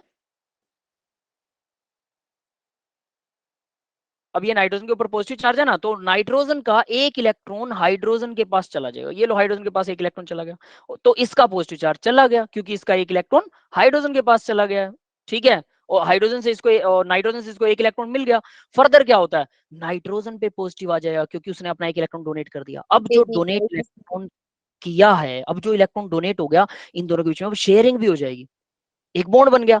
अब दोनों इलेक्ट्रॉन क्योंकि नाइट्रोजन के थे, इसलिए हम एरो लगा देते हैं और इस बॉन्ड को बोल देते हैं कोऑर्डिनेट बॉन्ड। क्लियर है? Yes sir. ठीक है, तो ये होता है कोऑर्डिनेट बॉन्ड। NH4 बन गया। डबल बॉन्ड पे एरो थोड़ी लगाते हैं। डबल बॉन्ड यहाँ नहीं बन रहा है बेटा, जब कोई डबल बॉन्ड वाला आएगा तो मैं आपको वो भी सर बताऊंगा। आपने H के बाद डबल बॉन्ड पे एरो लगाया है। अरे वो नहीं है बेटा, वो डबल बॉन्ड नहीं है, वो मतलब नेक्स्ट स्टेप, ये नेक्स्ट है। इन दोनों के बीच में कोई बॉन्ड थोड़ा है ना। सर NO2 में आता है ना डबल बॉन्ड, NO2 नाइट्रोजन। हाँ, वो अलग चीज है बेटा, वो अलग चीज है। रुको, मैं इस एरो को ना, ये मतलब है नेक्स्ट लाइन शुरू हो गई, ठीक है, इसको रेड वाले पेन से ऐसे, ठीक है, ये अलग चीज है। ये ऐसे एरो का मतलब ये नेक्स्ट लाइन शुरू हो रही है, ठीक है, ये वैसा मत समझिए इसको, ठीक है। हाँ, तो अब देखिए, यानी जब भी नाइट्रोजन 4 बॉन्ड बनाएगा, नाइट्रोजन पे पॉजिटिव चार्ज होगा और वो अपना लोन पेयर किसी को दे चुका होगा। नाइट्रोजन जब भी 4 बॉन्ड बनाएगा, नाइट्रोजन मैक्सिमम 4 बॉन्ड बना सकता है, मैक्सिमम 4 बॉन्ड। इसको बोलते हैं कोवेलेंसी, कि मैक्सिमम वो कितने बॉन्ड बना सकता है कोई, वो होती है कोवेलेंसी, ठीक है। नाइट्रोजन 5 बॉन्ड, समीर बेटा, नाइट्रोजन 5 बॉन्ड भूल के भी नहीं बनाएगा, बना ही नहीं सकता। लोन पेयर रहेगा 3 बॉन्ड बनाएगा। लोन पेयर अगर किसी को डोनेट करेगा, लोन पेयर हायर ऑर्बिटल में डोनेट नहीं कर सकता क्योंकि हायर ऑर्बिटल है थर्ड शेल, वो शेल को क्रॉस करेगा ही नहीं, इसलिए लोन पेयर हायर में जाएगा ही नहीं। तो लोन पेयर हायर में तो नहीं जा सकता, बट किसी दूसरे एलिमेंट को जा सकता है, किसी दूसरे एलिमेंट को वो लोन पेयर दिया जा सकता है। क्लियर है ये बात सबको? यस तो इस तरह से नाइट्रोजन क्या करेगा, 3 या 4 बॉन्ड बना सकता है। बट फास्फोरस क्या करता है, अब आपके सामने फास्फोरस का एग्जांपल भी है, ये क्या कर सकता है, ये 5 बॉन्ड भी बना सकता है और 3 भी बना सकता है क्योंकि अपना लोन पेयर हायर ऑर्बिटल में डोनेट कर सकता है। और फास्फोरस 4 भी बना सकता है। 4 कैसे बनाएगा, फास्फोरस भी तो वही करेगा। अगर इसके पास एक H पॉजिटिव आयन आ गया तो इसके पास जो लोन पेयर था पॉजिटिव आयन बना लेगा कोऑर्डिनेट बॉन्ड हाँ, सेम नाइट्रोजन की तरह फास्फोरस सेम नाइट्रोजन की तरह कर सकता है, no doubt to it, nitrogen की तरह ये सेम कर सकता है। बट नाइट्रोजन फास्फोरस की तरह नहीं कर सकता कभी भी, वो 5 बॉन्ड कभी नहीं बनाएगा। दैट इज व्हाई नाइट्रोजन कभी भी 5 बॉन्ड नहीं बनाता। +2 में आप इसके लिए एक लाइन पढ़ोगे, क्या पता है, नाइट्रोजन के पास डी ऑर्बिटल नहीं होता इसलिए वो सिर्फ 3 बॉन्ड बनाता है। अब ये बात ना लॉजिकली बच्चों को समझ में ही नहीं आती है। इसका रीजन ये है, डी ऑर्बिटल ना होना मतलब सेकंड शेल के बाद थर्ड सेकंड डी तो आता नहीं है, तो इसलिए ये अपने इलेक्ट्रॉन को, लोन पेयर को हायर शेल में ट्रांसफर नहीं कर सकता। नहीं करेगा तो 3 ही बॉन्ड बनाएगा, चौथा बॉन्ड अगर बनेगा तो वो अपना लोन पेयर डोनेट करके किसी और एलिमेंट के साथ बनाएगा, ठीक है। आकाश पूछ रहा है सर नाइट्रोबेंजीन में 4 बनाता है और उस पर पॉजिटिव चार्ज तो नहीं होता है। नाइट्रोबेंजीन में 4 बनाता है और उसमें पॉजिटिव चार्ज नहीं होता है, ऐसा लगता है आपको? चलो मैं उसका स्ट्रक्चर बताता हूँ, ठीक है, इंटरेस्टिंग क्वेश्चन है, ठीक है, मैं मान सकता हूँ आपकी क्यूरियोसिटी डेफिनेटली होगी। नाइट्रोबेंजीन बनाते हैं भाई, सबको नाइट्रोबेंजीन का स्ट्रक्चर पता है, NO2 लगा होता है बेंजीन के साथ, है ना। Yes sir. यहाँ लगा देते हैं NO2। अब NO2 के स्ट्रक्चर को मैं एक्सपेंड करके लिख रहा हूँ और कुछ नहीं कर रहा। डबल बॉन्ड O, ऑक्सीजन के पास 2 लोन पेयर्स होते हैं। Single bond O, coordinate bond of nitrogen, nitrogen पे आ गया पॉजिटिव चार्ज, ऑक्सीजन लगा हुआ है, ऑक्सीजन अपना एक इलेक्ट्रॉन नाइट्रोजन ने अपना एक इलेक्ट्रॉन ऑक्सीजन को डोनेट किया, इसलिए ऑक्सीजन पर आ गया नेगेटिव चार्ज। अब बताओ, एक चार्ज है पॉजिटिव, एक चार्ज है नेगेटिव, ओवरऑल हो गया न्यूट्रल, इसलिए मैं इसको डायरेक्टली ऐसे दिखा सकता हूं NO2, बस, कोई पॉजिटिव नहीं है, कोई नेगेटिव नहीं है। क्यों? क्योंकि NO2 positive negative 0। Yes okay sir. Akash बेटा समझ में आ गया आपको? सर रिपीट कर दो सर। रिपीट करूं? ठीक है, देखिए क्या होता है, NO2 ऐसे जुड़ा होता है जिसमें नाइट्रोजन के ऊपर पॉजिटिव और ऑक्सीजन के ऊपर नेगेटिव होता है। तो ओवरऑल NO2 पर कोई चार्ज नहीं है क्योंकि एक पॉजिटिव था एक नेगेटिव था, दोनों न्यूट्रल हो गए, तो पूरे NO2 को लिखेंगे तो बिना किसी चार्ज के लिख देंगे, दैट्स इट। यस, क्लियर है भाई सबको? Yes, sir. इसलिए उसको NO2 लिखा जाता है, ठीक है, दैट इज वाई। ओके, तो चलिए अब हम कहाँ थे पहले उसको देखते हैं, है ना। तो ये हो गया अभी NH4 के साथ पॉजिटिव चार्ज बनता है। अब बात करते हैं इनके स्ट्रक्चर्स की। ये सारी चीजें अब आपको समझ में आ गई होंगी। हाइब्रिडाइजेशन कैसे निकालते हैं वो भी पता लग गया, ठीक है। तो sp3 हाइब्रिडाइजेशन होगी भी, यहाँ पर लोन पेयर यूज होता है। अगर 4 हाइड्रोजन भी लगा लोगे तब भी वो वैसी रहेगी, sp3 ही रहेगी। सर आपके चैप्टर 2-3 के लेक्चर यूट्यूब पर अपलोड हैं क्या? सेकंड थर्ड कौन सा है? नहीं है बेटा, नहीं है। तब सिर्फ रिवीजन क्लासेस चल रही थी और वो लेक्चर्स मुझे बोला ही नहीं गया कि वो रिकॉर्ड करने, वो कहीं ना कहीं ड्राइव में पड़े हैं, but I have forget them. मुझे पता नहीं कौन सी क्लास थी, कौन सा बैच था, तो वो रिकॉर्ड हैं लेकिन कहाँ हैं वो ढूंढने नहीं जा सकते, ठीक है। शुरू में जब मेरी ज्वाइनिंग हुई थी तभी शायद ये लेक्चर चल रहे थे, तो उस टाइम पे मुझे नहीं। 7 में होगा क्या बेटा? सर, ग्रुप नंबर 67 में होगा शायद। अरे नहीं बेटा, हमें वो यूट्यूब पर लेक्चर अपलोड करवाने पड़ते हैं और उनको ड्राइव में लिंक देना पड़ता है। वो ड्राइव का लिंक अब हमें नहीं मिलेगा, वो नहीं पॉसिबल है। कोई दिक्कत नहीं है, आप लोग यहाँ मैं आपको ओवरऑल ना सेकंड लेसन का असली माल दे रहा हूँ, ठीक है, यूट्यूब पर, ठीक है। वो मैं बेटा मेरा ना ठीक है, मैं आपके ग्रुप में ना, सभी के ग्रुप में बिटली लिंक जो है वो आपके सभी के ग्रुप के अंदर ग्रुप डिस्क्रिप्शन में अपडेट कर दूंगा। ग्रुप डिस्क्रिप्शन में वहां से सब मिल जाएगा आपको, ठीक है, सबके ग्रुप डिस्क्रिप्शन में आ जाएगा, डोंट वरी अबाउट दिस। तो यहाँ जो अब जो बता रहा हूँ ना, ये इंपॉर्टेंट चीज है, इसको सीख लेना। पूरा लेसन इस पे दारमदार करता है, सारे ऑर्बिटल सारे स्ट्रक्चर भी इस पे डिपेंड करते हैं, ठीक है। तो अब हमने देखो भाई, तो ये हाइब्रिडाइजेशन भी सीख ली, हाइब्रिडाइजेशन कैसे निकालते हैं, और याद रखना इलेक्ट्रॉनिक कॉन्फ़िगरेशन लिख के हाइब्रिडाइजेशन निकाली जा सकती है बड़े आराम से। अब जो एक तीसरा रह गया ना क्लोरीन वाला, वो सुनो, क्योंकि हमारा क्वेश्चन में क्लोरीन आ रहा था ना, ये देखिए क्लोरीन आ रहा। बोरोन को मैं नहीं बताऊंगा, वो छोटा एलिमेंट है, लेकिन क्लोरीन को बताऊंगा। क्लोरीन बड़ा मजेदार है। क्लोरीन का एटॉमिक नंबर होता है 17, ठीक है। इलेक्ट्रॉनिक कॉन्फ़िगरेशन लिखते हैं 1s2 2s2 2p6 3s2 3p5, हो गए 10 7 17, ठीक है, 5 3p5। बताइए लास्ट शेल कौन सी है? Sir, थर्ड है, yes, third is the last shell is third, और इसी को बोलते हैं वैलेंस शेल। याद रख लेना, वैलेंस शेल जो बॉन्डिंग में पार्टिसिपेट करती है, ठीक है। तो इसके अंदर अब मैं इसकी एक्साइटेड स्टेट में इलेक्ट्रॉनिक कॉन्फ़िगरेशन लिखूं तो मुझे सिर्फ थर्ड शेल वाली ही इलेक्ट्रॉनिक कॉन्फ़िगरेशन चाहिए। तो मैं लिखूंगा 3s में 2, 3p में अब 3px, 3py, 3pz। अब याद रखना 3d भी होता है, यस और नॉट गाइस? 3d होता है, तो मैं 3d को अब छोड़ने वाला नहीं हूं। 3d(z²) एक बार लिख जरूर लो, ठीक है। 3d(x² minus y², 3d(zx), 3d(yz), 3d(xy), ठीक है। ये पांचों ऑर्बिटल हमने सारे लिख दिए, कोई चक्कर नहीं है। अब बात करते हैं, ये 3d(z²) को थोड़ा बेटर लिखते हैं। ये z² भी रेड लाइन से ही अच्छा लगेगा, वरना ये अलग सा लग रहा है ना, z², ठीक है। 3d(z²) ऑर्बिटल है। अब देखिए, अब बात करते हैं इनमें इलेक्ट्रॉन भरने की। 5 थे ना p में, तो 5 ऑर्बिटल कैसे भरे जा सकते हैं? 2 2 4 और 1 5। यस, फर्स्ट मेथड, सबसे पहले सबको सब में 2 2 भर दो, जिसमें 1 बचता है छोड़ दो। क्लियर है भाई फर्स्ट मेथड? तो Yes, क्लोरीन सिर्फ एक बॉन्ड बना सकता है, एक हाइड्रोजन जोड़ दो, बात खत्म। हाइब्रिडाइजेशन क्या लिखोगे? एक बॉन्ड उसका, एक बॉन्ड उसका, पी और एस। पी अकेले को हाइब्रिडेशन करने की जरूरत नहीं है, सिर्फ एक एटम का देखते होते हैं ऑर्बिटल, अकेला पी ही बॉन्ड बना रहा है, हाइब्रिडेशन की कोई जरूरत नहीं है उसे, है ना।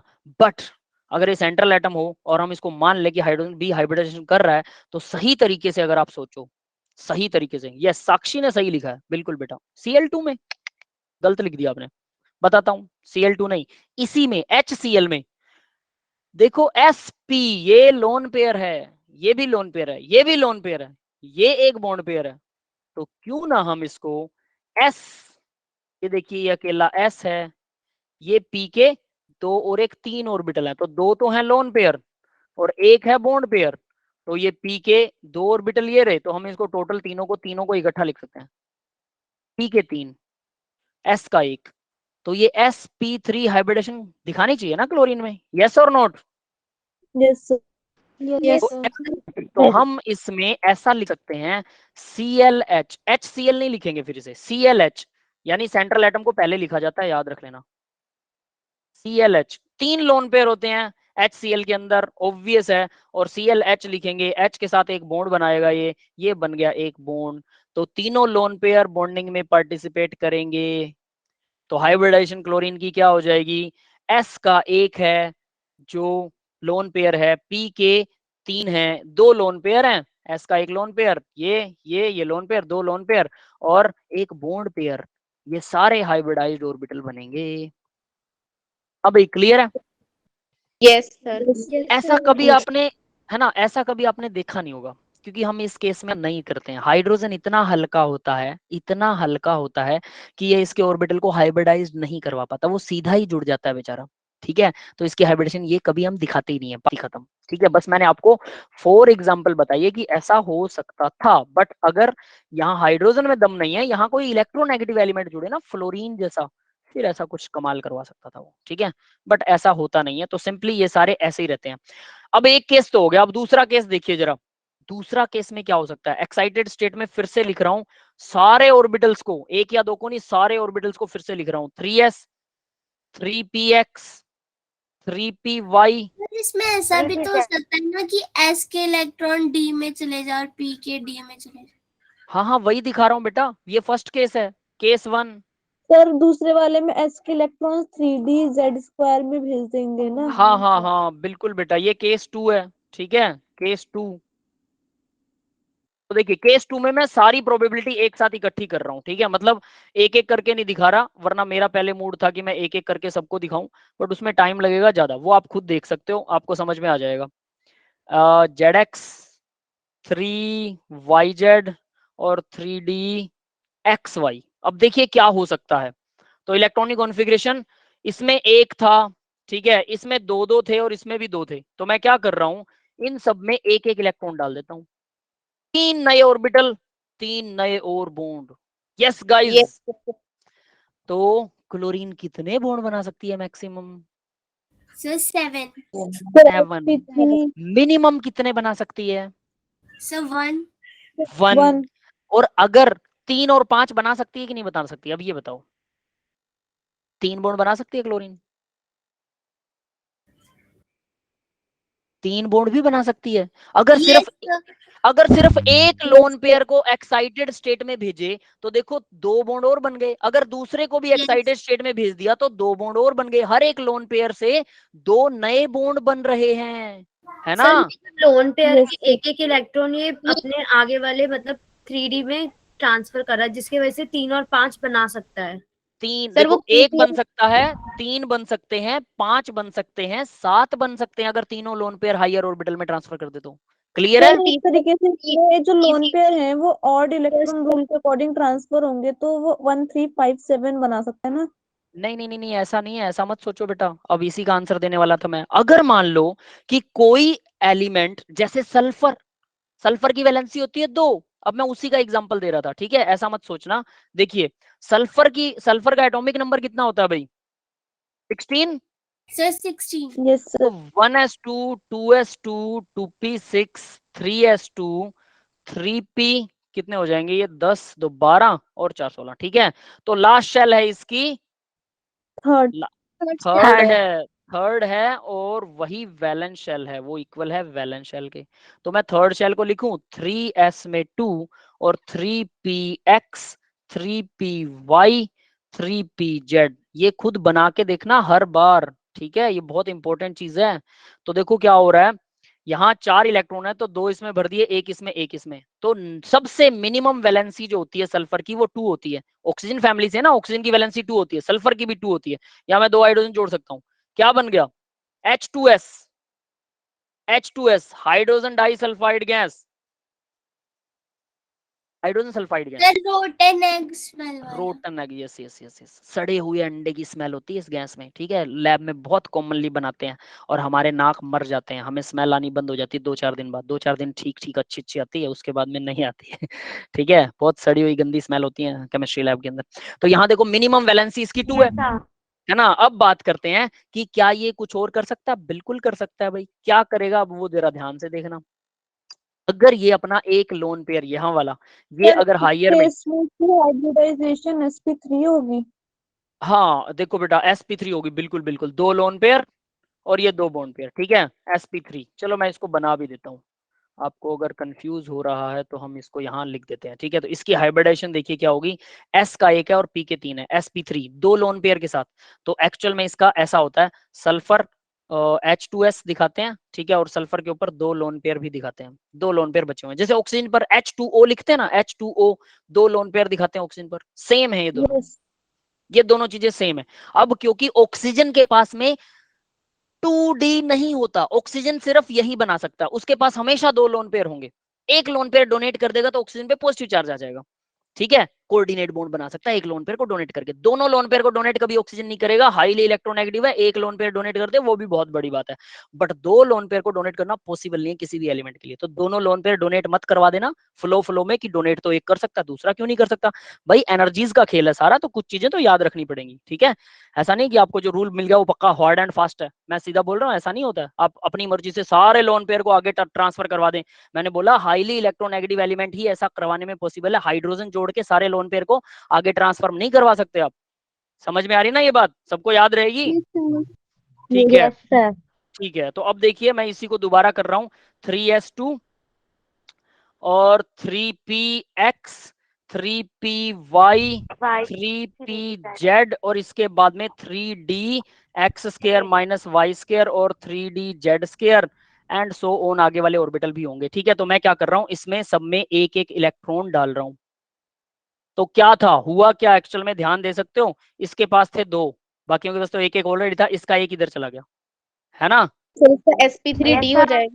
तो अब हाइब्रिडेशन देखो, Yes, हाँ अब sp3D। हाइब्रिडेशन s का एक है p के, और ये तो लोन पेयर है, ये लोन पेयर होगा, ये भी याद रख लेना, लोन पेयर है ना यस ये लोन पेयर है, ध्यान रख लेना। वहां पर ये दोनों लोन पेयर थे, मैं इनको अलग कलर से मेंशन कर देता हूँ, ये दोनों लोन पेयर है, सर ठीक है। बट तो जैसे मुझे इसमें एक चीज समझ में आ रही है, जैसे आप ट्रांसफर कर रहे हो इलेक्ट्रॉन्स को, आपने ऊपर वाले में दो लोन पेयर रखे, नीचे वाले में आपने मतलब एक को ट्रांसफर कर दिया, तो ऐसे हम अपने हिसाब से कर सकते हैं लोन पेयर को ट्रांसफर करके। बिल्कुल कर सकते हो, लेकिन इलेक्ट्रोनेगेटिव एलिमेंट अगर ज्यादा हायर है तो उसके साथ कर सकते हो, आप अपनी मर्जी से 2 3 4 बॉन्ड बना सकते हो। मैं इसका एग्जांपल लेके आपको वो सारी पॉसिबिलिटीज अभी दिखाने वाला हूं कि सल्फर जो है वो 2 4 और 6 वैलेंसी दिखाता है।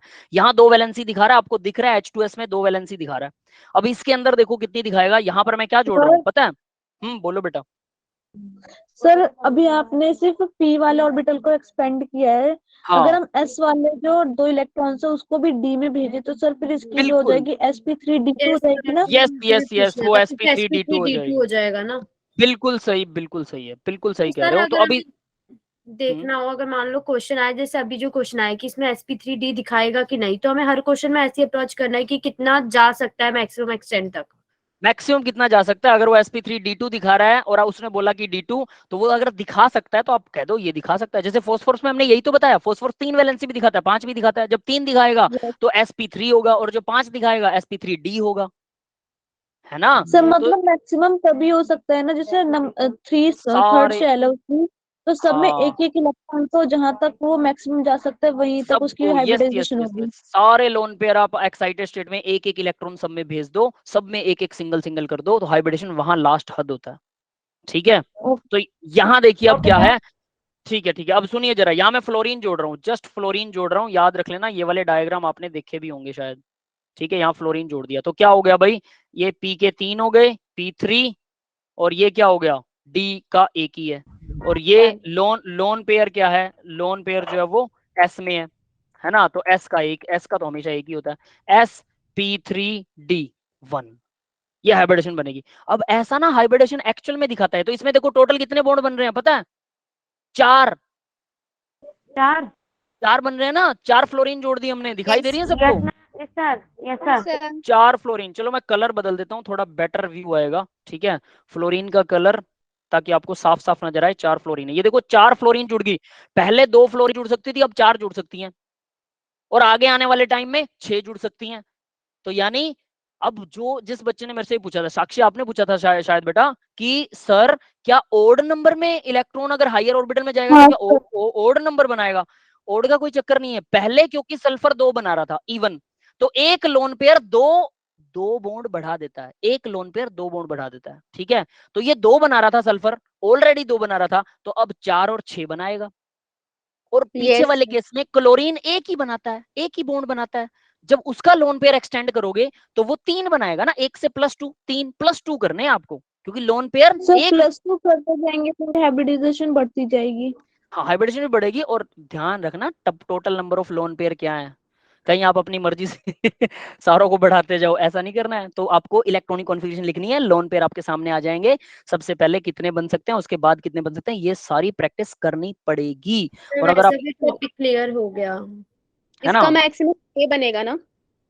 हाँ इसका मैक्सिमम 6। तो देखो अब मैं आपको सिंपल बता देता हूँ। H2S गैस जो होती है, H2S सल्फर की वैलेंसी 2 है, फिर H2SO3 सल्फर की वैलेंसी 4 है, और H2SO4 सल्फर की वैलेंसी 6 है, ठीक है। अब इनके डायग्राम बना रहा हूँ नेक्स्ट पेज के ऊपर, यहाँ से मैं इसको थोड़ा रब कर देता हूँ और आपको ये समझ में आ गया होगा, ठीक है। अब डायरेक्ट चलेगा, सुनिए बेटा, अब डायरेक्ट चलेगा। H2S का डायग्राम बना रहा हूँ, अब डायग्राम की बात करते हैं। H2S 2 H लगे हुए हैं, 2 H लगेंगे, 2 लोन पेयर हैं, ये तो अब आपको समझ में आ चुका है, 2 लोन पेयर हैं। तो लोन पेयर भाई इसको बेंड कर देंगे ना, तो ये 180 का एंगल नहीं है, शेप हो जाएगा। ये बेंट शेप है। अब देखो शेप और ज्योमेट्री में फर्क पता है किसी को, ज्योमेट्री और स्ट्रक्चर में? सर शेप में तो लोन पेयर काउंट नहीं करते और ज्योमेट्री में लोन पेयर काउंट करते हाँ, हैं। ज्योमेट्री में लोन पेयर काउंट करते हैं। तो अगर लोन पेयर काउंट करोगे तो भाई 4 चीजें हैं, 4 है ना, लोन पेयर काउंट कर रहे हो तो 4 हैं, तो हम इसको क्या बोलेंगे, इसका स्ट्रक्चर क्या हो जाएगा, टेट्राहेड्रल। Yes sir. टेट्राहेड्रल। लेकिन ये टेट्राहेड्रल कौन सा होगा, डिस्टोर्टेड, खराब है ये, डिस्टॉर्टेड होगा, अगर है ना। लोन पे प्रेजेंट होता है तो डिस्टॉर्टेड। लोन पेयर वैसे वो थोड़ा वैसे हो लोन जाएगा। पेयर लोन पेयर इसके बोन एंगल्स को बदल देंगे। तो ये क्या है भाई, डिस्टोर्टेड टेट्राहेड्रल क्या चीज है, ये ज्योमेट्री है। ये सबको समझ में आ गई, ज्योमेट्री में लोन पेयर को काउंट करते हैं, तो ये है ज्योमेट्री। Yes sir. ठीक है, अब स्ट्रक्चर क्या है, बेंट क्या है, ये स्ट्रक्चर है इसका। सर शेप है ना बेंट तो इसकी। शेप कह लो बेटा, चलो स्ट्रक्चर मेनली मैं उसको स्ट्रक्चर बोल देता हूँ, चलो शेप कह देते हैं, SHAPE, ठीक है, ये शेप है, दैट्स इट। अब देखो H2SO3, ये तो था H2S का स्ट्रक्चर, ठीक है, H2S का स्ट्रक्चर। अब बात करते हैं H2SO3 का स्ट्रक्चर, देखिए जरा कैसा होगा।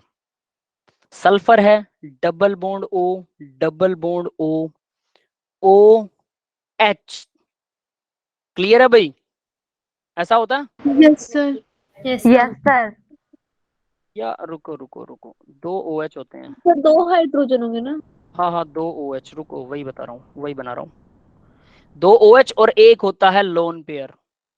एक लोन पेयर मतलब एक लोन पेयर एक्सटेंड हो गया, पहले वैलेंसी थी 2, अभी वैलेंसी देखो, एक ऑक्सीजन के साथ डबल बॉन्ड बना रखा है, 2 ऑक्सीजन के साथ सिंगल सिंगल है, टोटल वैलेंसी 4 हो रही है, मतलब एक लोन पेयर एक्सटेंडेड हो गया। लोन पेयर एक्सटेंडेड हो गया ना, अब टोटल 3 चीजें जुड़ रही हैं और एक लोन पेयर है, तो कैसा स्ट्रक्चर होगा भाई इसका, इसका भी ज्योमेट्री जो होगी, ज्योमेट्री कैसी होगी, टेट्राहेड्रल ही होगी,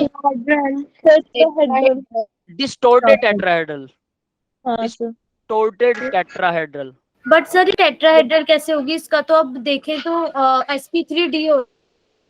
सर पर आपने जो ये OH स्ट्रेट बनाए हैं लोन पेयर की वजह से वो थोड़े से बेंड भी तो होंगे ना, झुके हुए अरे होंगे। हाँ होंगे बेटा, वो तो जनरल ज्योमेट्री बनाई है, अब थोड़ा सा आप लोग थोड़ा सा नॉर्मलाइज हो जाइए, ठीक है, समझ गए, थोड़ा सा नॉर्मलाइज हो जाइए। मैं इसको टेट्राहेड्रल बना नहीं रहा, लेकिन दिखा तो रहा हूँ ना, ठीक है। और लोन पेयर को अगर गायब कर दें तो कैसा होगा, चलो लोन पेयर को गायब करके चलो आपको एग्जैक्ट ज्योमेट्री बना के दिखा देता हूँ, ठीक है। एग्जैक्ट ज्योमेट्री ऐसे होगी, ये होगा OH, ठीक है, OH, इस तरफ भी होगा OH, और इस तरफ होगा double bond O।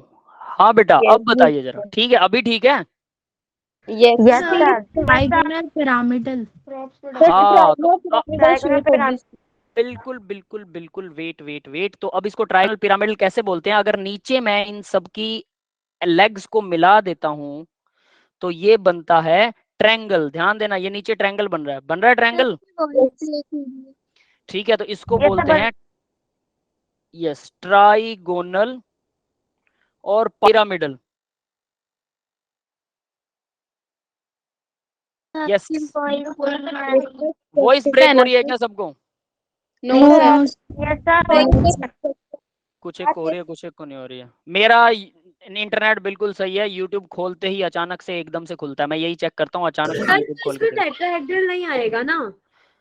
Distorted tetrahedral ऊपर लिखा मैंने, डिस्टोर्टेड फिर टेट्राहेड्रल। इससे ट्राइगोनल नीचे वाले में अरे बाइपिरामिडल है बेटा तो वो शेप है, ट्राइगोनल बाइपिरामिडल शेप है, उसके अंदर हम लोन पेयर को काउंट नहीं करते। सुनो सुनो सुनो, ये काउंट नहीं होगा तो इसका नाम है trigonal pyramidal, lone pair count नहीं है, समझ गए?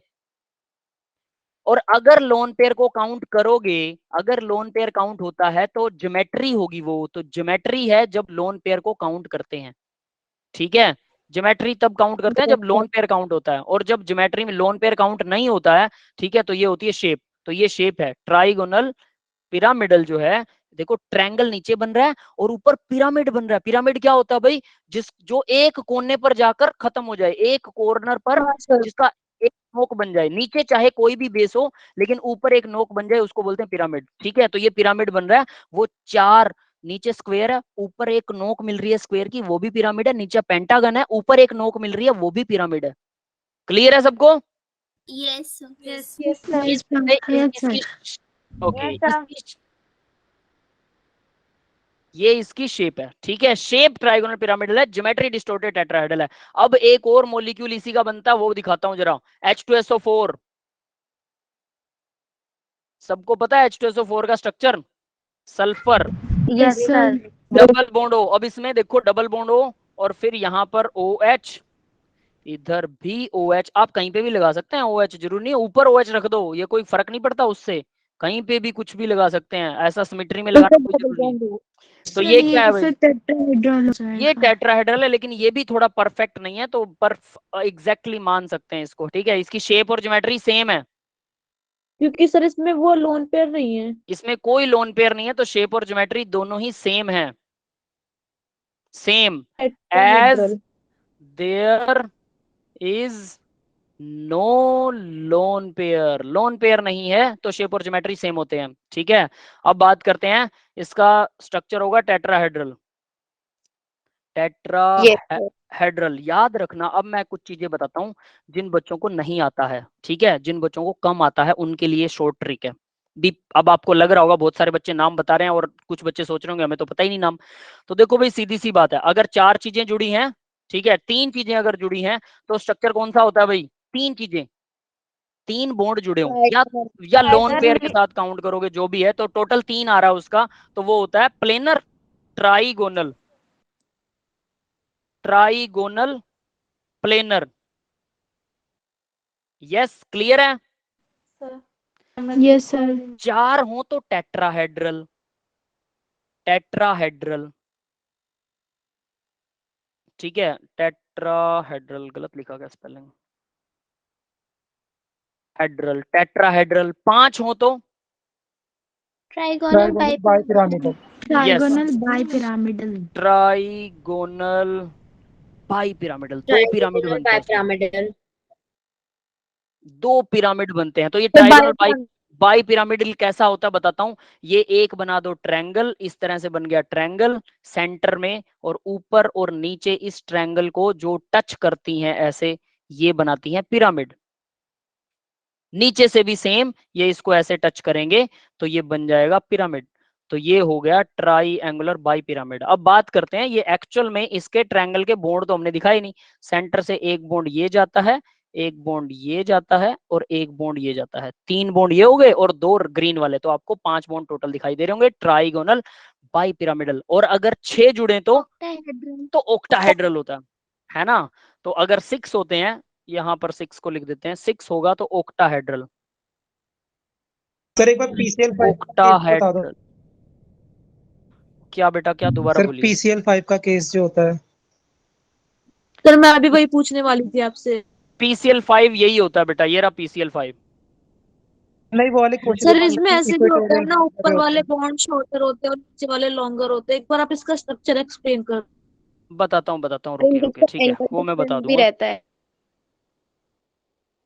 हाँ हाँ हाँ, सुनिए फिर, ठीक है, अगर आपको वो जानना है तो ठीक है। देखो क्या होता है PCL5, तो वो ओक्टाहेड्रल होता है। सबसे पहले ओक्टाहेड्रल को एक्सप्लेन करते हैं। अभी ओक्टाहेड्रल क्या होता है?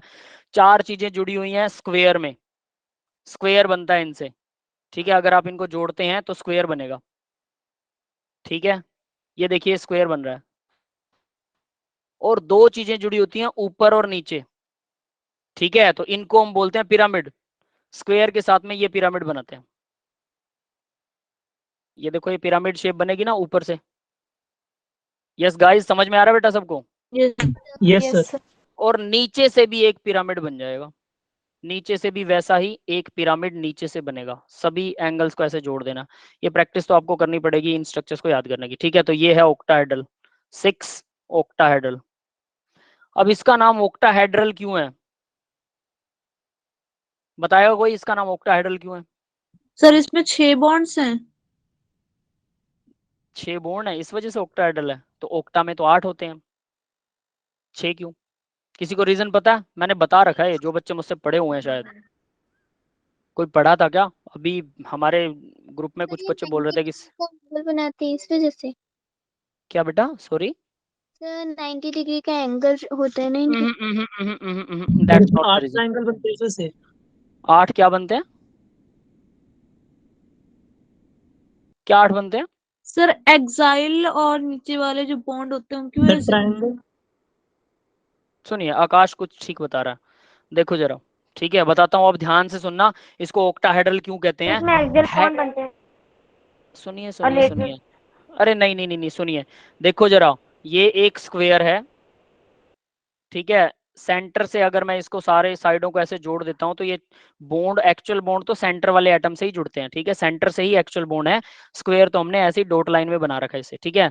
तो अगर इसके ऊपर कुछ रखा हुआ है, अब ध्यान दे लेना, ठीक है। मैं इसको जब जोड़ रहा हूं, जब मैं इसको पिरामिड बना रहा हूं, तो ये देखो, ये एक ट्रायंगल बनता हुआ नजर आ रहा है सबको?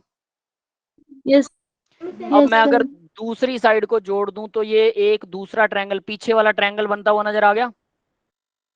यस दो ट्रायंगल हो चुके, ग्रीन पेन के 2 ट्रायंगल हो चुके हैं। और अगर एक और लाइन खींच दूं इसको, अगर मैं इसको यहां से, ठीक है, यहां से अगर ऐसे जोड़ दूं तो 2 और नए ट्रायंगल बन जाएंगे। कौन से पता है? सर एक 4 तो, ट्रायंगल हो गए। एक ये वाला ट्रायंगल, एक ये वाला ट्रायंगल, एक ये वाला ट्रायंगल, और एक ये पीछे वाला ट्रायंगल, पीछे वाला ये दोनों एक ही है। 4 ट्रायंगल हो रहे हैं ना? Yes same as it is अगर मैं नीचे से ऐसे जोड़ूंगा तो नीचे भी 4 ट्रायंगल और बनेंगे। समझ सकते हो? ये तो नीचे 4 ट्रायंगल और बनेंगे।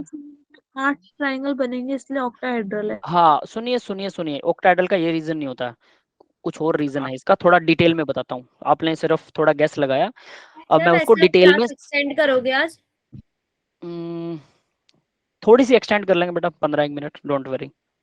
तो देखिए अब इसमें होता क्या, ऑक्टाहेड्रल का मतलब बता देता हूँ। अष्टफलक, 8 फलक हैं, फलक मतलब फेस, और 8 फेस जिसके इक्वल हो, इक्वल, वो ऑक्टाहेड्रल है। ये नहीं कि 8 ट्रायंगल बन रहे हैं सर, ये वो है जो फेस जिसे आप टच कर सकते हो, टच कर सकते हो। मतलब अगर ये 6 एलिमेंट जुड़े हुए हैं, अब 6 एलिमेंट कौन से हैं पता है इसमें? हमने एलिमेंट तो एक्चुअल में दिखाई नहीं। एक एलिमेंट तो ये है, एक ये है, एक ये है, एक ये है, एक ये है, एक ये है, और एक ये है। इनके बीच में है असलियत में बॉन्डिंग। तो ये ऊपर एक बॉन्ड ये बनेगा, नीचे एक बॉन्ड ये बनेगा, और चारों बॉन्ड जो आपको डायगोनल दिखाई दे रहे हैं स्क्वायर के रेड कलर में, वो 4 बॉन्ड है। बाकी की लाइनें फालतू है। ये जो हमने फलक बनाए ना, ट्रायंगल बनाए, ये तो फालतू है, ये तो इमेजिन करने के लिए है कि भी ऐसा होता है। तो यहां देखिए ये जो अष्टफलक बन रहा है, असलियत में जब हम इसके चारों साइड को, हर एंगल, हर एलिमेंट को एक दूसरे से मिलाते हैं, जो पॉसिबल लाइनें हो सकती हैं, तो ये इस तरह का बन जाता है, ठीक है। ये इमेजिनरी है, याद रखना, ऐसा होता नहीं है मॉलिक्यूल।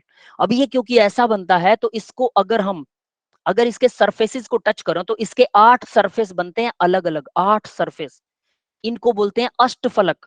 और ये 8 सरफेस एक जैसे हैं, 8 ट्रायंगल बिल्कुल सेम होते हैं, इनका एंगल, इनकी लेंथ, ब्रेड्थ, हाइट, सब कुछ एक जैसा है। 8 के 8 एक जैसे ट्रायंगल हैं, इसलिए इसको बोला जाता है अष्टफलक।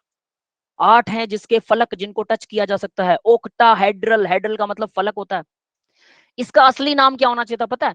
Square bi pyramidal. बीच में स्क्वायर बन रहा है, ऊपर पिरामिड है, नीचे पिरामिड है, लेकिन उसकी बजाय ज्यादा रिजेम्बलेंस, ज्यादा एनालॉगी जो है वो अष्टफलक से इसकी मिलती है। अष्टफलक, इसके बाद आप में अष्टफलक के बाद में नव फलक, दशम फलक, ठीक है, एकादश फलक, द्वादश फलक, जिसे हम डूडेकहेड्रल बोलते हैं, डूडेकहेड्रल, वो आप हायर क्लासेस में स्ट्रक्चर पढ़ेंगे, समझ गए ना। 12 फलक होते हैं जिसके, हायर क्लासेस के अंदर वो भी आएगा, मतलब वो 12 फलक बिल्कुल सेम है। ये क्योंकि ये सेम है इसलिए इनको हेड्रल बोला जाता है। हेड्रल बोलने का रीजन, सर हेड्रल सेम फेज है तो इसलिए हेड्रल बोलते हैं। हेड्रल का मतलब सेम, मतलब फलक, सॉरी, और हेड्रल का मतलब होता है, same है। सुनिए, हेड्रल का मतलब होता है सेम फलक, सेम फेस, ठीक है। हेड्रल मीन सेम फेस, वो हमेशा ट्रायंगुलर होगा ये जरूरी नहीं है, वो स्क्वायर भी हो सकता है, बट जनरली वो आपको ट्रायंगल मिलेगा, ठीक है। सर वो आप स्क्वायर हिंदी मीडियम में पढ़ते थे पहले? नहीं बेटा, मैं खुद हिंदी मीडियम में पढ़ा हुआ हूँ 10th तक। +2 मैंने साइंस जो है वो इंग्लिश मीडियम से ही की है, बीएससी भी इंग्लिश मीडियम से थी, क्योंकि हिंदी में अवेलेबल नहीं, हिंदी में सिर्फ राजस्थान में होती है, ठीक है। लेकिन ओक्टाहेड्रल, इसका जब मैं पढ़ा था तो मेरे दिमाग में बहुत, वो कहते हैं ना, जबरदस्त वाला उफान मचा हुआ था कि ये हेड ओक्टा क्यों नाम है इसका, 8 तो इसमें कुछ है ही नहीं, ठीक है। फिर समझ में आया कि इसको हिंदी में कन्वर्ट किया तो अष्टफलक नजर आया, फिर फलक का मीनिंग ढूंढा, फिर उसके बाद में स्ट्रक्चर पे मत्था मारा और उसके बाद में मुझे समझ आ गया कि ये अष्टफलक क्यों है। सर फिर मैं क्लास लेफ्ट कर सकती हूँ? क्या बेटा, कोई बात नहीं बेटा, अगर आपको कोई काम है तो आप लेफ्ट कर सर सकते हमें हैं, भी समझ आ गया, पहले समझ नहीं आता था। ठीक है, ओके, समझ गए ना। तो ये रीजन है, दैट इज वाई इसको सर अष्टफलक कहते हैं। टेस्ट में मतलब ज्यादा हाइब्रिडाइजेशन, परसों टेस्ट में जो है ज्यादा हाइब्रिडाइजेशन से क्वेश्चन है। नहीं बेटा, आगे मैं आपको अब क्वेश्चन ही करवा रहा हूँ, बस 10 मिनट अब हम क्वेश्चन पे फोकस करेंगे। जो सर पीसीएल बेसिक्स था ना, बता दो एक। हाइब्रिडाइजेशन और बेसिक खत्म हो चुका है, ठीक है। अब हम 10 मिनट सिर्फ क्वेश्चंस करेंगे, फटाफट क्वेश्चन खत्म करते हैं। सर पीसीएल 5 बता दो एक बार। PCl5 में देखो क्या होता है बेटा, ये ट्रायंगल है, 3 क्लोरीन इधर जुड़े हुए हैं ऐसे और ऐसे, ठीक है। ये 3 क्लोरीन है और ऊपर और नीचे जो है वो 2 क्लोरीन होते हैं, ठीक है। तो ऊपर और नीचे के अंदर क्या होता है, ये जो ऊपर नीचे वाले हैं इनको बोलते हैं एक्सियल एंगल, एक्सियल एंगल, ठीक है। और ये जो है ये साइड वाले, इनको बोलते हैं इक्विटोरियल। यस सर, इनके अब के बीच का एंगल इक्वल होता है। हाँ, ये 120 का एंगल है बीच वाले को इक्विटोरियल, पोलर बॉन्ड और बोलते हैं। एक्सियल को बोलते हैं 90 डिग्री का एंगल। और इनके एंगल जो है, अब क्योंकि एक्सियल एंगल इक्विटोरियल एंगल से थोड़े से बड़े होते हैं, ठीक है, थोड़े से बड़े, दैट इज वाई ये थोड़ा सा अलग स्ट्रक्चर है। बट PF5 के अंदर, अब ध्यान दे लेना, PF5 वही है, बस 5 फ्लोरीन जोड़ दिए क्लोरीन की जगह पर। ये बात समझ में आ रही है सबको? Yes sir. PCl5 का स्ट्रक्चर इंपॉर्टेंट नहीं है, ये वाला PF5 का इंपॉर्टेंट है। इसके अंदर ना, इसमें भी ये एक्सियल एंगल है बिल्कुल, ठीक है, ये इक्विटोरियल है बिल्कुल, ये इक्विटोरियल है, लेकिन इसमें सारे एंगल बराबर होते हैं। अब ये कैसे पॉसिबल है, बराबर नहीं हो सकते। एक्चुअल में ये जो स्ट्रक्चर है, ये स्ट्रक्चर इंटरचेंज होता रहता है, इंटरचेंज। स्क्वायर पिरामिड से ये स्ट्रक्चर कैसे इंटरचेंज होता है वो बताता हूं, जरा ध्यान देना।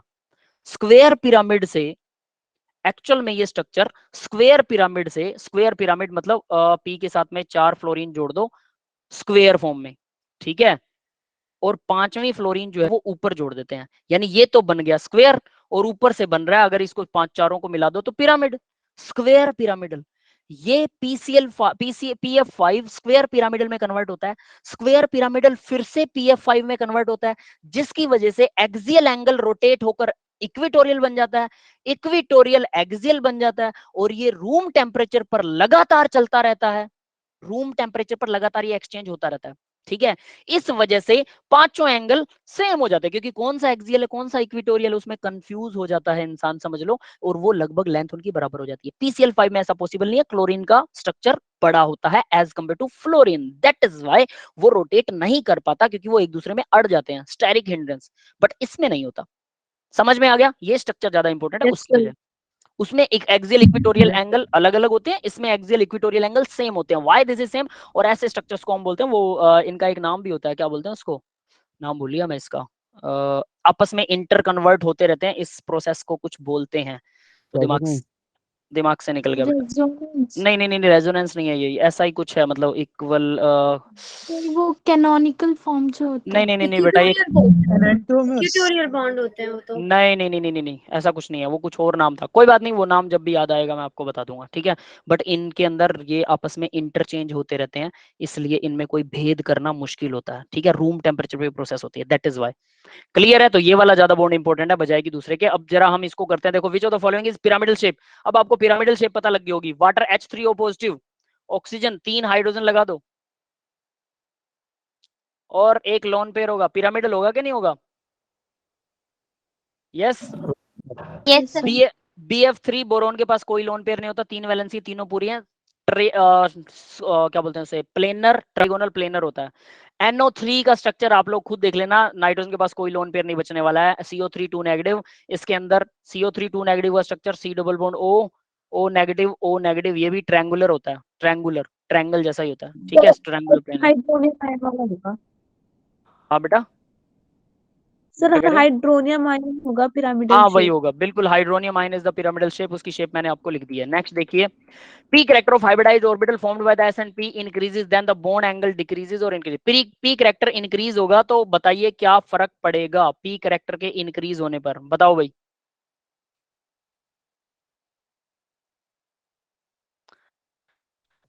बता सकता है कोई? Sir decrease.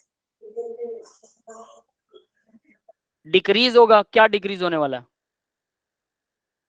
Bond angle. क्या इससे पहले कोई एंगल रह गया क्या? अरे हाँ, एक क्वेश्चन ये भी रह गया, चलो कोई बात नहीं, ठीक है, बताइए, इसी को बताइए, फिर उसको करते हैं। एस करेक्टर जो होता है वो बॉन्ड एंगल के डायरेक्टली प्रोपोर्शनल होता है, और परसेंट करेक्टर के, p परसेंट करेक्टर के इनवर्सली प्रोपोर्शनल। एस करेक्टर बढ़ेगा, ठीक है, तो बॉन्ड एंगल बढ़ेगा, ठीक है, और डायरेक्टली प्रोपोर्शनल बॉन्ड एंगल के, और p करेक्टर इनवर्सली प्रोपोर्शनल होता है। एस करेक्टर, एस जो है वो डायरेक्टली प्रोपोर्शनल है बॉन्ड एंगल के, तो डिक्रीज होगा सर, क्योंकि decrease पी होगा। करेक्टर बढ़ेगा तो inversely और proportional वो से है decrease 1 होगा। बाय p के, p करेक्टर। बस ये है इसका लॉजिक, अब अपने आप ढूंढ लेना क्या आंसर होगा, देखें क्या आंसर होगा, क्या डिक्रीजेस होगा ना फिर। डिक्रीजेस। सर डिक्रीज होगा। डिक्रीज होगा, ठीक है, जैसा भी है। चलो जो एक मिनट, एस करेक्टर बढ़ रहा है, बॉन्ड एंगल बढ़ेगा, तो ये क्या कर रहा है, P character of hybridised orbital increase then the bond angle decrease होगा, ठीक है, सही है, डिक्रीज, ठीक है, that is it.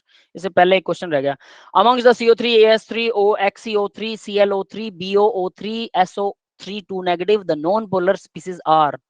Non polar, planar, जो प्लेनर नहीं है, कौन से स्पीसीज होंगे जो प्लेनर नहीं है, यानी सबके स्ट्रक्चर पूछ रखे हैं इसने, कुछ नहीं पूछा हुआ, जस्ट सबके स्ट्रक्चर हैं।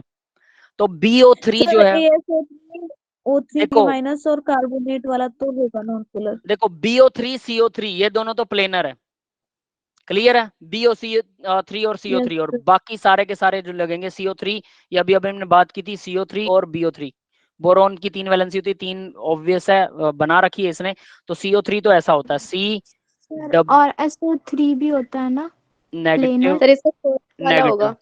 सुनो, SO3 नहीं होता बेटा प्लेनर, हमने SO3 बनाया था, BO3 भी ऐसा ही होता है, ऑक्सीजन पर नेगेटिव, ऑक्सीजन पर नेगेटिव, ऑक्सीजन पर नेगेटिव। SO3 देखो कैसा होगा, S डबल बॉन्ड O, एक ऑक्सीजन पर नेगेटिव, एक ऑक्सीजन पर नेगेटिव, लग रहा है प्लेनर है ना, एक लोन पेयर खा गए आप इसका, लोन पेयर भी तो है। हाँ, अब एक लोन पेयर खा गए आप इसका, तो एक लोन पेयर कहीं भी लगा दो, यहाँ लोन पेयर लगा देते हैं, तो एक और ऑक्सीजन यहाँ नेगेटिव लगा देते हैं, तो ये ट्राइगोनल पिरामिडल बनेगा, देखो ये नीचे ट्रायंगल बन रहा यस सर। है ना, और ऊपर ये पिरामिड बन रहा है, मैंने उल्टा बना दिया बस, चलो इसको सीधा करके बनाते हैं, है ना, सल्फर है, यहाँ लोन पेयर है, वो कैसे भी बना सकते हो आप, उससे कोई फर्क नहीं पड़ता है, ये ऑक्सीजन नेगेटिव, ये ऑक्सीजन नेगेटिव, ठीक है, तो ट्राइगोनल वो बनेगा। सेम एज इज ज़ैनन, ज़ैनन बहुत इंटरेस्टिंग केस है, ज़ैनन के पास में 4 लोन पेयर होते हैं, याद रख लेना, लास्ट शेल में पूरे 8 इलेक्ट्रॉन होते हैं ज़ैनन में, तो फिर ये बॉन्ड ही क्यों बनाएगा, क्योंकि ये सारे के सारे अपने लोन पेयर एक्सटेंड करके बॉन्ड बनाता है, सबसे अच्छी बात इसकी, क्लियर है, तो ये लोन पेयर को एक्सटेंड करेगा, तो यहाँ पर अब इसको देखिए, देखिए यहाँ पर 3 ऑक्सीजन है, मतलब 3 लोन पेयर को एक्सटेंड कर दिया, जिनके साथ ऑक्सीजन ने डबल बॉन्ड बना लिया, 3 लोन पेयर, एक लोन पेयर है और 3 ऑक्सीजन है। अब आप सोच सकते हैं इसका स्ट्रक्चर क्या होगा, ऐसा ही स्ट्रक्चर, ज़ैनन और फ्लोरीन का भी स्ट्रक्चर होता है ना, जो बहुत मतलब आता है क्वेश्चंस। ज़ैनन फ्लोरीन में भी आपको बस एक चीज याद रखनी है, 4 लोन पेयर होते हैं ज़ैनन में, तो जितने बॉन्ड बना रहा है, 3 ऑक्सीजन है, ऑक्सीजन की वैलेंसी 2 होती है, 2 के हिसाब से चलना, 2 डबल डबल बॉन्ड बनाएगा ऑक्सीजन, डेफिनेट है।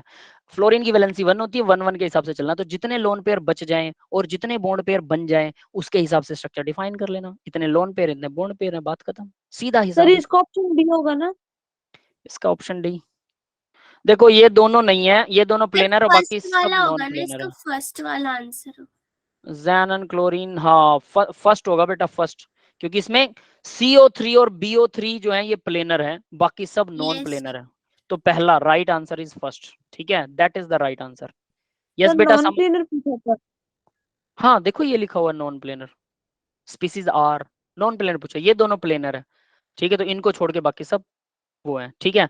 अब देखिए एक I3 नेगेटिव और I3 पॉजिटिव का स्ट्रक्चर होता है, ठीक है, मैं इसी को करके बस लास्ट एंड कर रहा हूँ। I3 नेगेटिव और I3 पॉजिटिव का स्ट्रक्चर, अगर आपको ये आ गया तो समझ लेना काफी कुछ आ जाएगा। इसके अलावा इस लेसन के अंदर भी MOT के क्वेश्चंस हैं, मोलिकुलर ऑर्बिटल थ्योरी। उसमें मैंने आपको लास्ट टाइम जब भी बताया था 2 स्ट्रक्चर बताए थे मोलिकुलर ऑर्बिटल थ्योरी में, एक नाइट्रोजन के लिए, एक नाइट्रोजन से हायर ऑक्सीजन वगैरह के लिए यूज होता है, याद है? मोलिकुलर ऑर्बिटल डायग्राम, जिसमें मोलिकुलर ऑर्बिटल थ्योरी की इलेक्ट्रॉनिक कॉन्फ़िगरेशन लिखी होती है, बस वो वाले 2 स्ट्रक्चर याद कर लेना। N2 नेगेटिव, N2 पॉजिटिव, वो number of bond pair, number of lone pair कितने बचेंगे उसमें, और क्या बोलते हैं उसको, नंबर ऑफ बॉन्ड ऑर्डर क्या होगा। मैग्नेटिक और पैरामैग्नेटिक देखते हैं। हाँ हाँ हाँ हाँ हाँ, वही वही O2 का सर मोलिक्यूल। पैरामैग्नेटिक और नहीं पढ़ा डायमैग्नेटिक। था आपसे, वो क्या करें? क्या बेटा, जिन्होंने पढ़ा नहीं? ये अरे सब किसी ने पहले नहीं पढ़ा पढ़ाया होगा, किसी ने पढ़ाया होगा ना बेटा, उन्होंने ये पक्का पढ़ाया होगा, ये तो कॉमन चीज है, that's not the big deal, sir है ना? इसमें मॉलिक्यूल की वो लिखते हैं ना, वो मॉलिक्यूल की क्या कहते हैं, जैसे एटॉमिक ऑर्बिटल्स की वो लिखते हैं हम 1s2 2s2, इसमें मॉलिक्यूल्स के लिए लिखते हैं ना पाई और सिग्मा सर करके। वो जो हाँ हाँ एंटी हाँ, बॉन्डिंग और बॉन्डिंग करके लिखते हैं। यस वही लिखते हैं। चलो ठीक है, अगर आपको ऐसा लग रहा है तो कल फिर से एक एक्स्ट्रा क्लास लगेगी, रिवीजन क्लास, तो मैं उसको पहले से बना के डायग्राम को, क्योंकि वो 2-3 डायग्राम अभी बनाऊंगा तो बहुत टाइम लग जाएगा, दो डायग्राम है वो, फिर उनको भर भर के ना 1-2 क्वेश्चंस की फटाफट 5 मिनट में प्रैक्टिस करवा दूंगा, लेकिन 5 मिनट मतलब 5 मिनट आपको फटाफट बताऊंगा।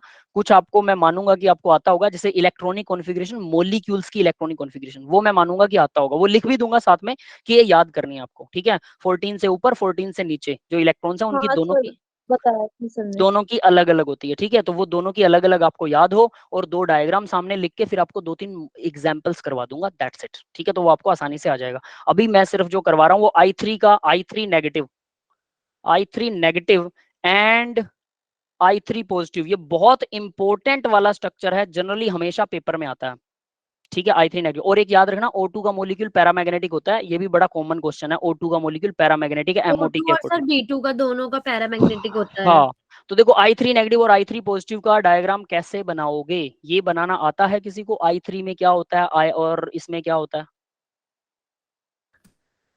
यस, सर Bound आई तो है ही आई नहीं। एक साथ बॉन्ड बना लेता है तो I2 बन जाता है, और एक I माइनस। सुनिए सुनिए सुनिए, I3 बताता हूँ। I3 नेगेटिव का जो डायग्राम होता है वो बनाऊंगा, I3 पॉजिटिव आप खुद बना लेंगे पहले वाला डायग्राम। तो हमने I लगा दिया, I के पास में कितने लोन पेयर होते हैं भाई? 3 लोन पेयर होते हैं, पता है सबको? Yes yes yes sir. 3 lone pair I के, आप 3 लोन पेयर बना दीजिए। तो 3 लोन पेयर मैं बताता हूँ, तीनों लोन पेयर ऐसे होते हैं, ये याद रख, थोड़ी सी चीज याद रख लेना, तीनों लोन पेयर ऐसे होते हैं। अब I के साथ एक आयोडीन जुड़ जाता है, एक इलेक्ट्रॉन शेयर करके, क्योंकि एक वैलेंसी होती है आएगी, तो दूसरा आयोडीन, एक आयोडीन इसके साथ जुड़ गया, इसके भी 3 लोन पेयर हैं याद रखना, बट एक आयोडीन होगा सेंटर में, और दूसरा क्या होगा, यहां पर एक आयोडीन है जिसके पास में 2 लोन पेयर तो हैं अपने, बट एक लोन पेयर वो डोनेट कर देता है, किसको? और हमारे सेंटर वाले आयोडीन को। यस गाइस, ये बात समझ में आ गई बेटा? तो यानी इस आयोडीन पर यस होगा पॉजिटिव चार्ज, ठीक है, मैं इसका कलर बदलता हूँ वरना यहाँ से आपको कंफ्यूजन हो जाएगी, ठीक है। इस आयोडीन पर होता है पॉजिटिव चार्ज और इस आयोडीन पर नेगेटिव आ गया, क्योंकि इसने एक इलेक्ट्रॉन उसका ले लिया, ठीक है। और ये स्ट्रक्चर आपको दिखाई दे रहा है कैसा है? इसकी ज्योमेट्री तो क्या है भाई, बोलो? Triangular, bi triangular cleaner. Trigonal और पिरामिडल है, बाई पिरामिडल, सर हाँ bi sir, bi pyramid. Pyramidal. Bi pyramidal, ठीक है, ट्राइएंगुलर बाई पिरामिडल, ये है इसकी ज्योमेट्री। और दूसरा हो गया, ठीक है। और शेप क्या है? शेप इसकी है लीनियर। यस, ये बात समझ में आई? यस सर क्योंकि तीनों लोन पेयर को अगर आप हटा देते हो तो लीनियर हो गया ना, सीधा सीधा दिख रहा है, लीनियर है, सर, ये ठीक है। PCl5 के स्ट्रक्चर की तरह नहीं लग रही कि 2 क्लोरीन एक तरफ, एक क्लोरीन एक तरफ, और फिर एक्साइल और फिर पोलर। वही तो है बेटा, PCl5 में क्या होता है, यही तो होता है, ट्राइगोनल बाई पिरामिडल तो होता है उसका शेप, ज्योमेट्री। Yes sir. ये वही है, बिल्कुल बिल्कुल फर्क नहीं है, एकदम वही है, लेकिन फर्क क्या है, एक्चुअल फर्क क्या है? इसमें लोन पेयर है, बस ये ध्यान रखना है। तो I3 पॉजिटिव, अब ये था I3 नेगेटिव, सॉरी नेगेटिव, अरे हम नेगेटिव कर रहे थे ना, हाँ, इस पे पॉजिटिव चार्ज नहीं होगा, इस पे तीनों लोन पेयर होंगे, फिर नेगेटिव है तो, ठीक है, मैंने ये चीज देखी नहीं। इसके पास तीनों लोन पेयर होने वाले हैं ये याद रख लेना। और फिर ये एक लोन पेयर, अब नेगेटिव मतलब इस आयोडीन के पास पहले से ही एक नेगेटिव चार्ज है, ये आपस में एक एक लोन पेयर डोनेट एक्सेप्ट करेंगे, ये चीज अब आपको ध्यान देनी है। ये आयोडीन ऑलरेडी नेगेटिव है, ऑलरेडी इसके पास एक इलेक्ट्रॉन एक्स्ट्रा था, ठीक है, ये एक इलेक्ट्रॉन इसके पास एक्स्ट्रा था, कहां से आया हमें इस बात से कोई मतलब नहीं है, लेकिन आयोडीन के पास में एक इलेक्ट्रॉन क्या था, एक्स्ट्रा। यस, ये बात समझ में आ गई बेटा सबको? Yes sir. यस थोड़ा सर। हमने गड़बड़ किया था, ठीक है। अब देखो I3 पॉजिटिव का स्ट्रक्चर कैसा होगा? I3 पॉजिटिव का स्ट्रक्चर कोई इमेजिन करके मेरे को बता सकता है I3 पॉजिटिव का स्ट्रक्चर कैसा सर होने वाला है? ऊपर वाले आयोडीन में दो लोन पेयर होंगे और तीसरा लोन पेयर नहीं होगा, और वो फिर कोऑर्डिनेट बॉन्ड बना लेगा सेंटर आयोडीन से। ऊपर वाले आयोडीन के पास में सर जैसे इसे पहले वाला स्ट्रक्चर बनाया था ना आपने, जो अभी रब किया है, ऊपर पॉजिटिव चार्ज होगा और नीचे नेगेटिव चार्ज होगा। पॉजिटिव नेगेटिव तो न्यूट्रल हो जाएगा, हमें पॉजिटिव बनाना है ओनली। सर ऊपर जो ऊपर वाला आयोडीन है ना, आपने 3 लोन पेयर लगाए हैं, तो यहाँ पे 2 लोन पेयर होंगे। आयोडीन बना दिया, ठीक है, और एक आयोडीन इसके साथ सिंगल बॉन्ड से आयोडीन जोड़ दिया, इसके पास अपने 3 लोन पेयर रख दिए, इसके पास भी अपने 3 लोन पेयर रख दिए, ठीक है। अब हमें तीसरा आयोडीन जोड़ना है जो कि पॉजिटिव चार्ज है, तो क्या होगा, एक लोन पेयर वो डोनेट कर देगा उस पॉजिटिव चार्ज को, ताकि इस आयोडीन का पॉजिटिव चार्ज यहां से चला जाएगा, इसके पास में अब क्या हुआ, 3 लोन पेयर विद 1 इलेक्ट्रॉन, क्योंकि इसका एक इलेक्ट्रॉन गायब था, तो यहां पर आ जाएगा पॉजिटिव चार्ज। ये समझ में आ रहा है?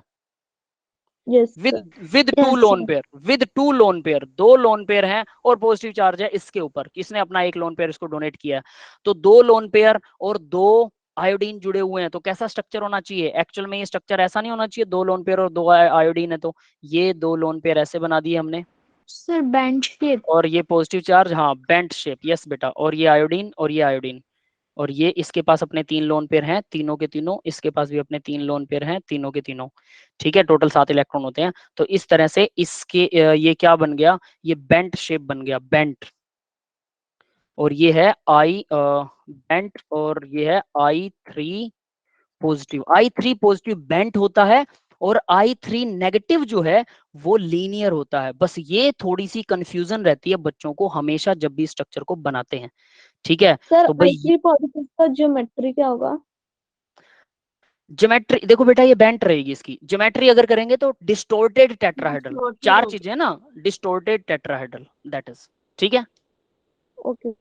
यस, क्लियर है बेटा? तो यहीं पर इसको एंड करते हैं, इसके अंदर इस पीडीएफ में कुछ और क्वेश्चंस भी हैं, तो वो क्वेश्चंस अगर आप करना चाहें तो कर सकते हैं, चॉइस इज योर्स, ठीक है। कल मैं आपको वो डेफिनेटली वो एक 5 मिनट में रिव्यू दे दूंगा, ठीक है, जो आपका स्ट्रक्चर रह गया क्या बोलते हैं एमओटी, ठीक है, दैट्स ऑल। उसके बाद हम फिर स्ट्रक्चर ऑफ एटम वाला लेसन करेंगे। अब मैं सर आप क्वेश्चंस भेज हाँ देना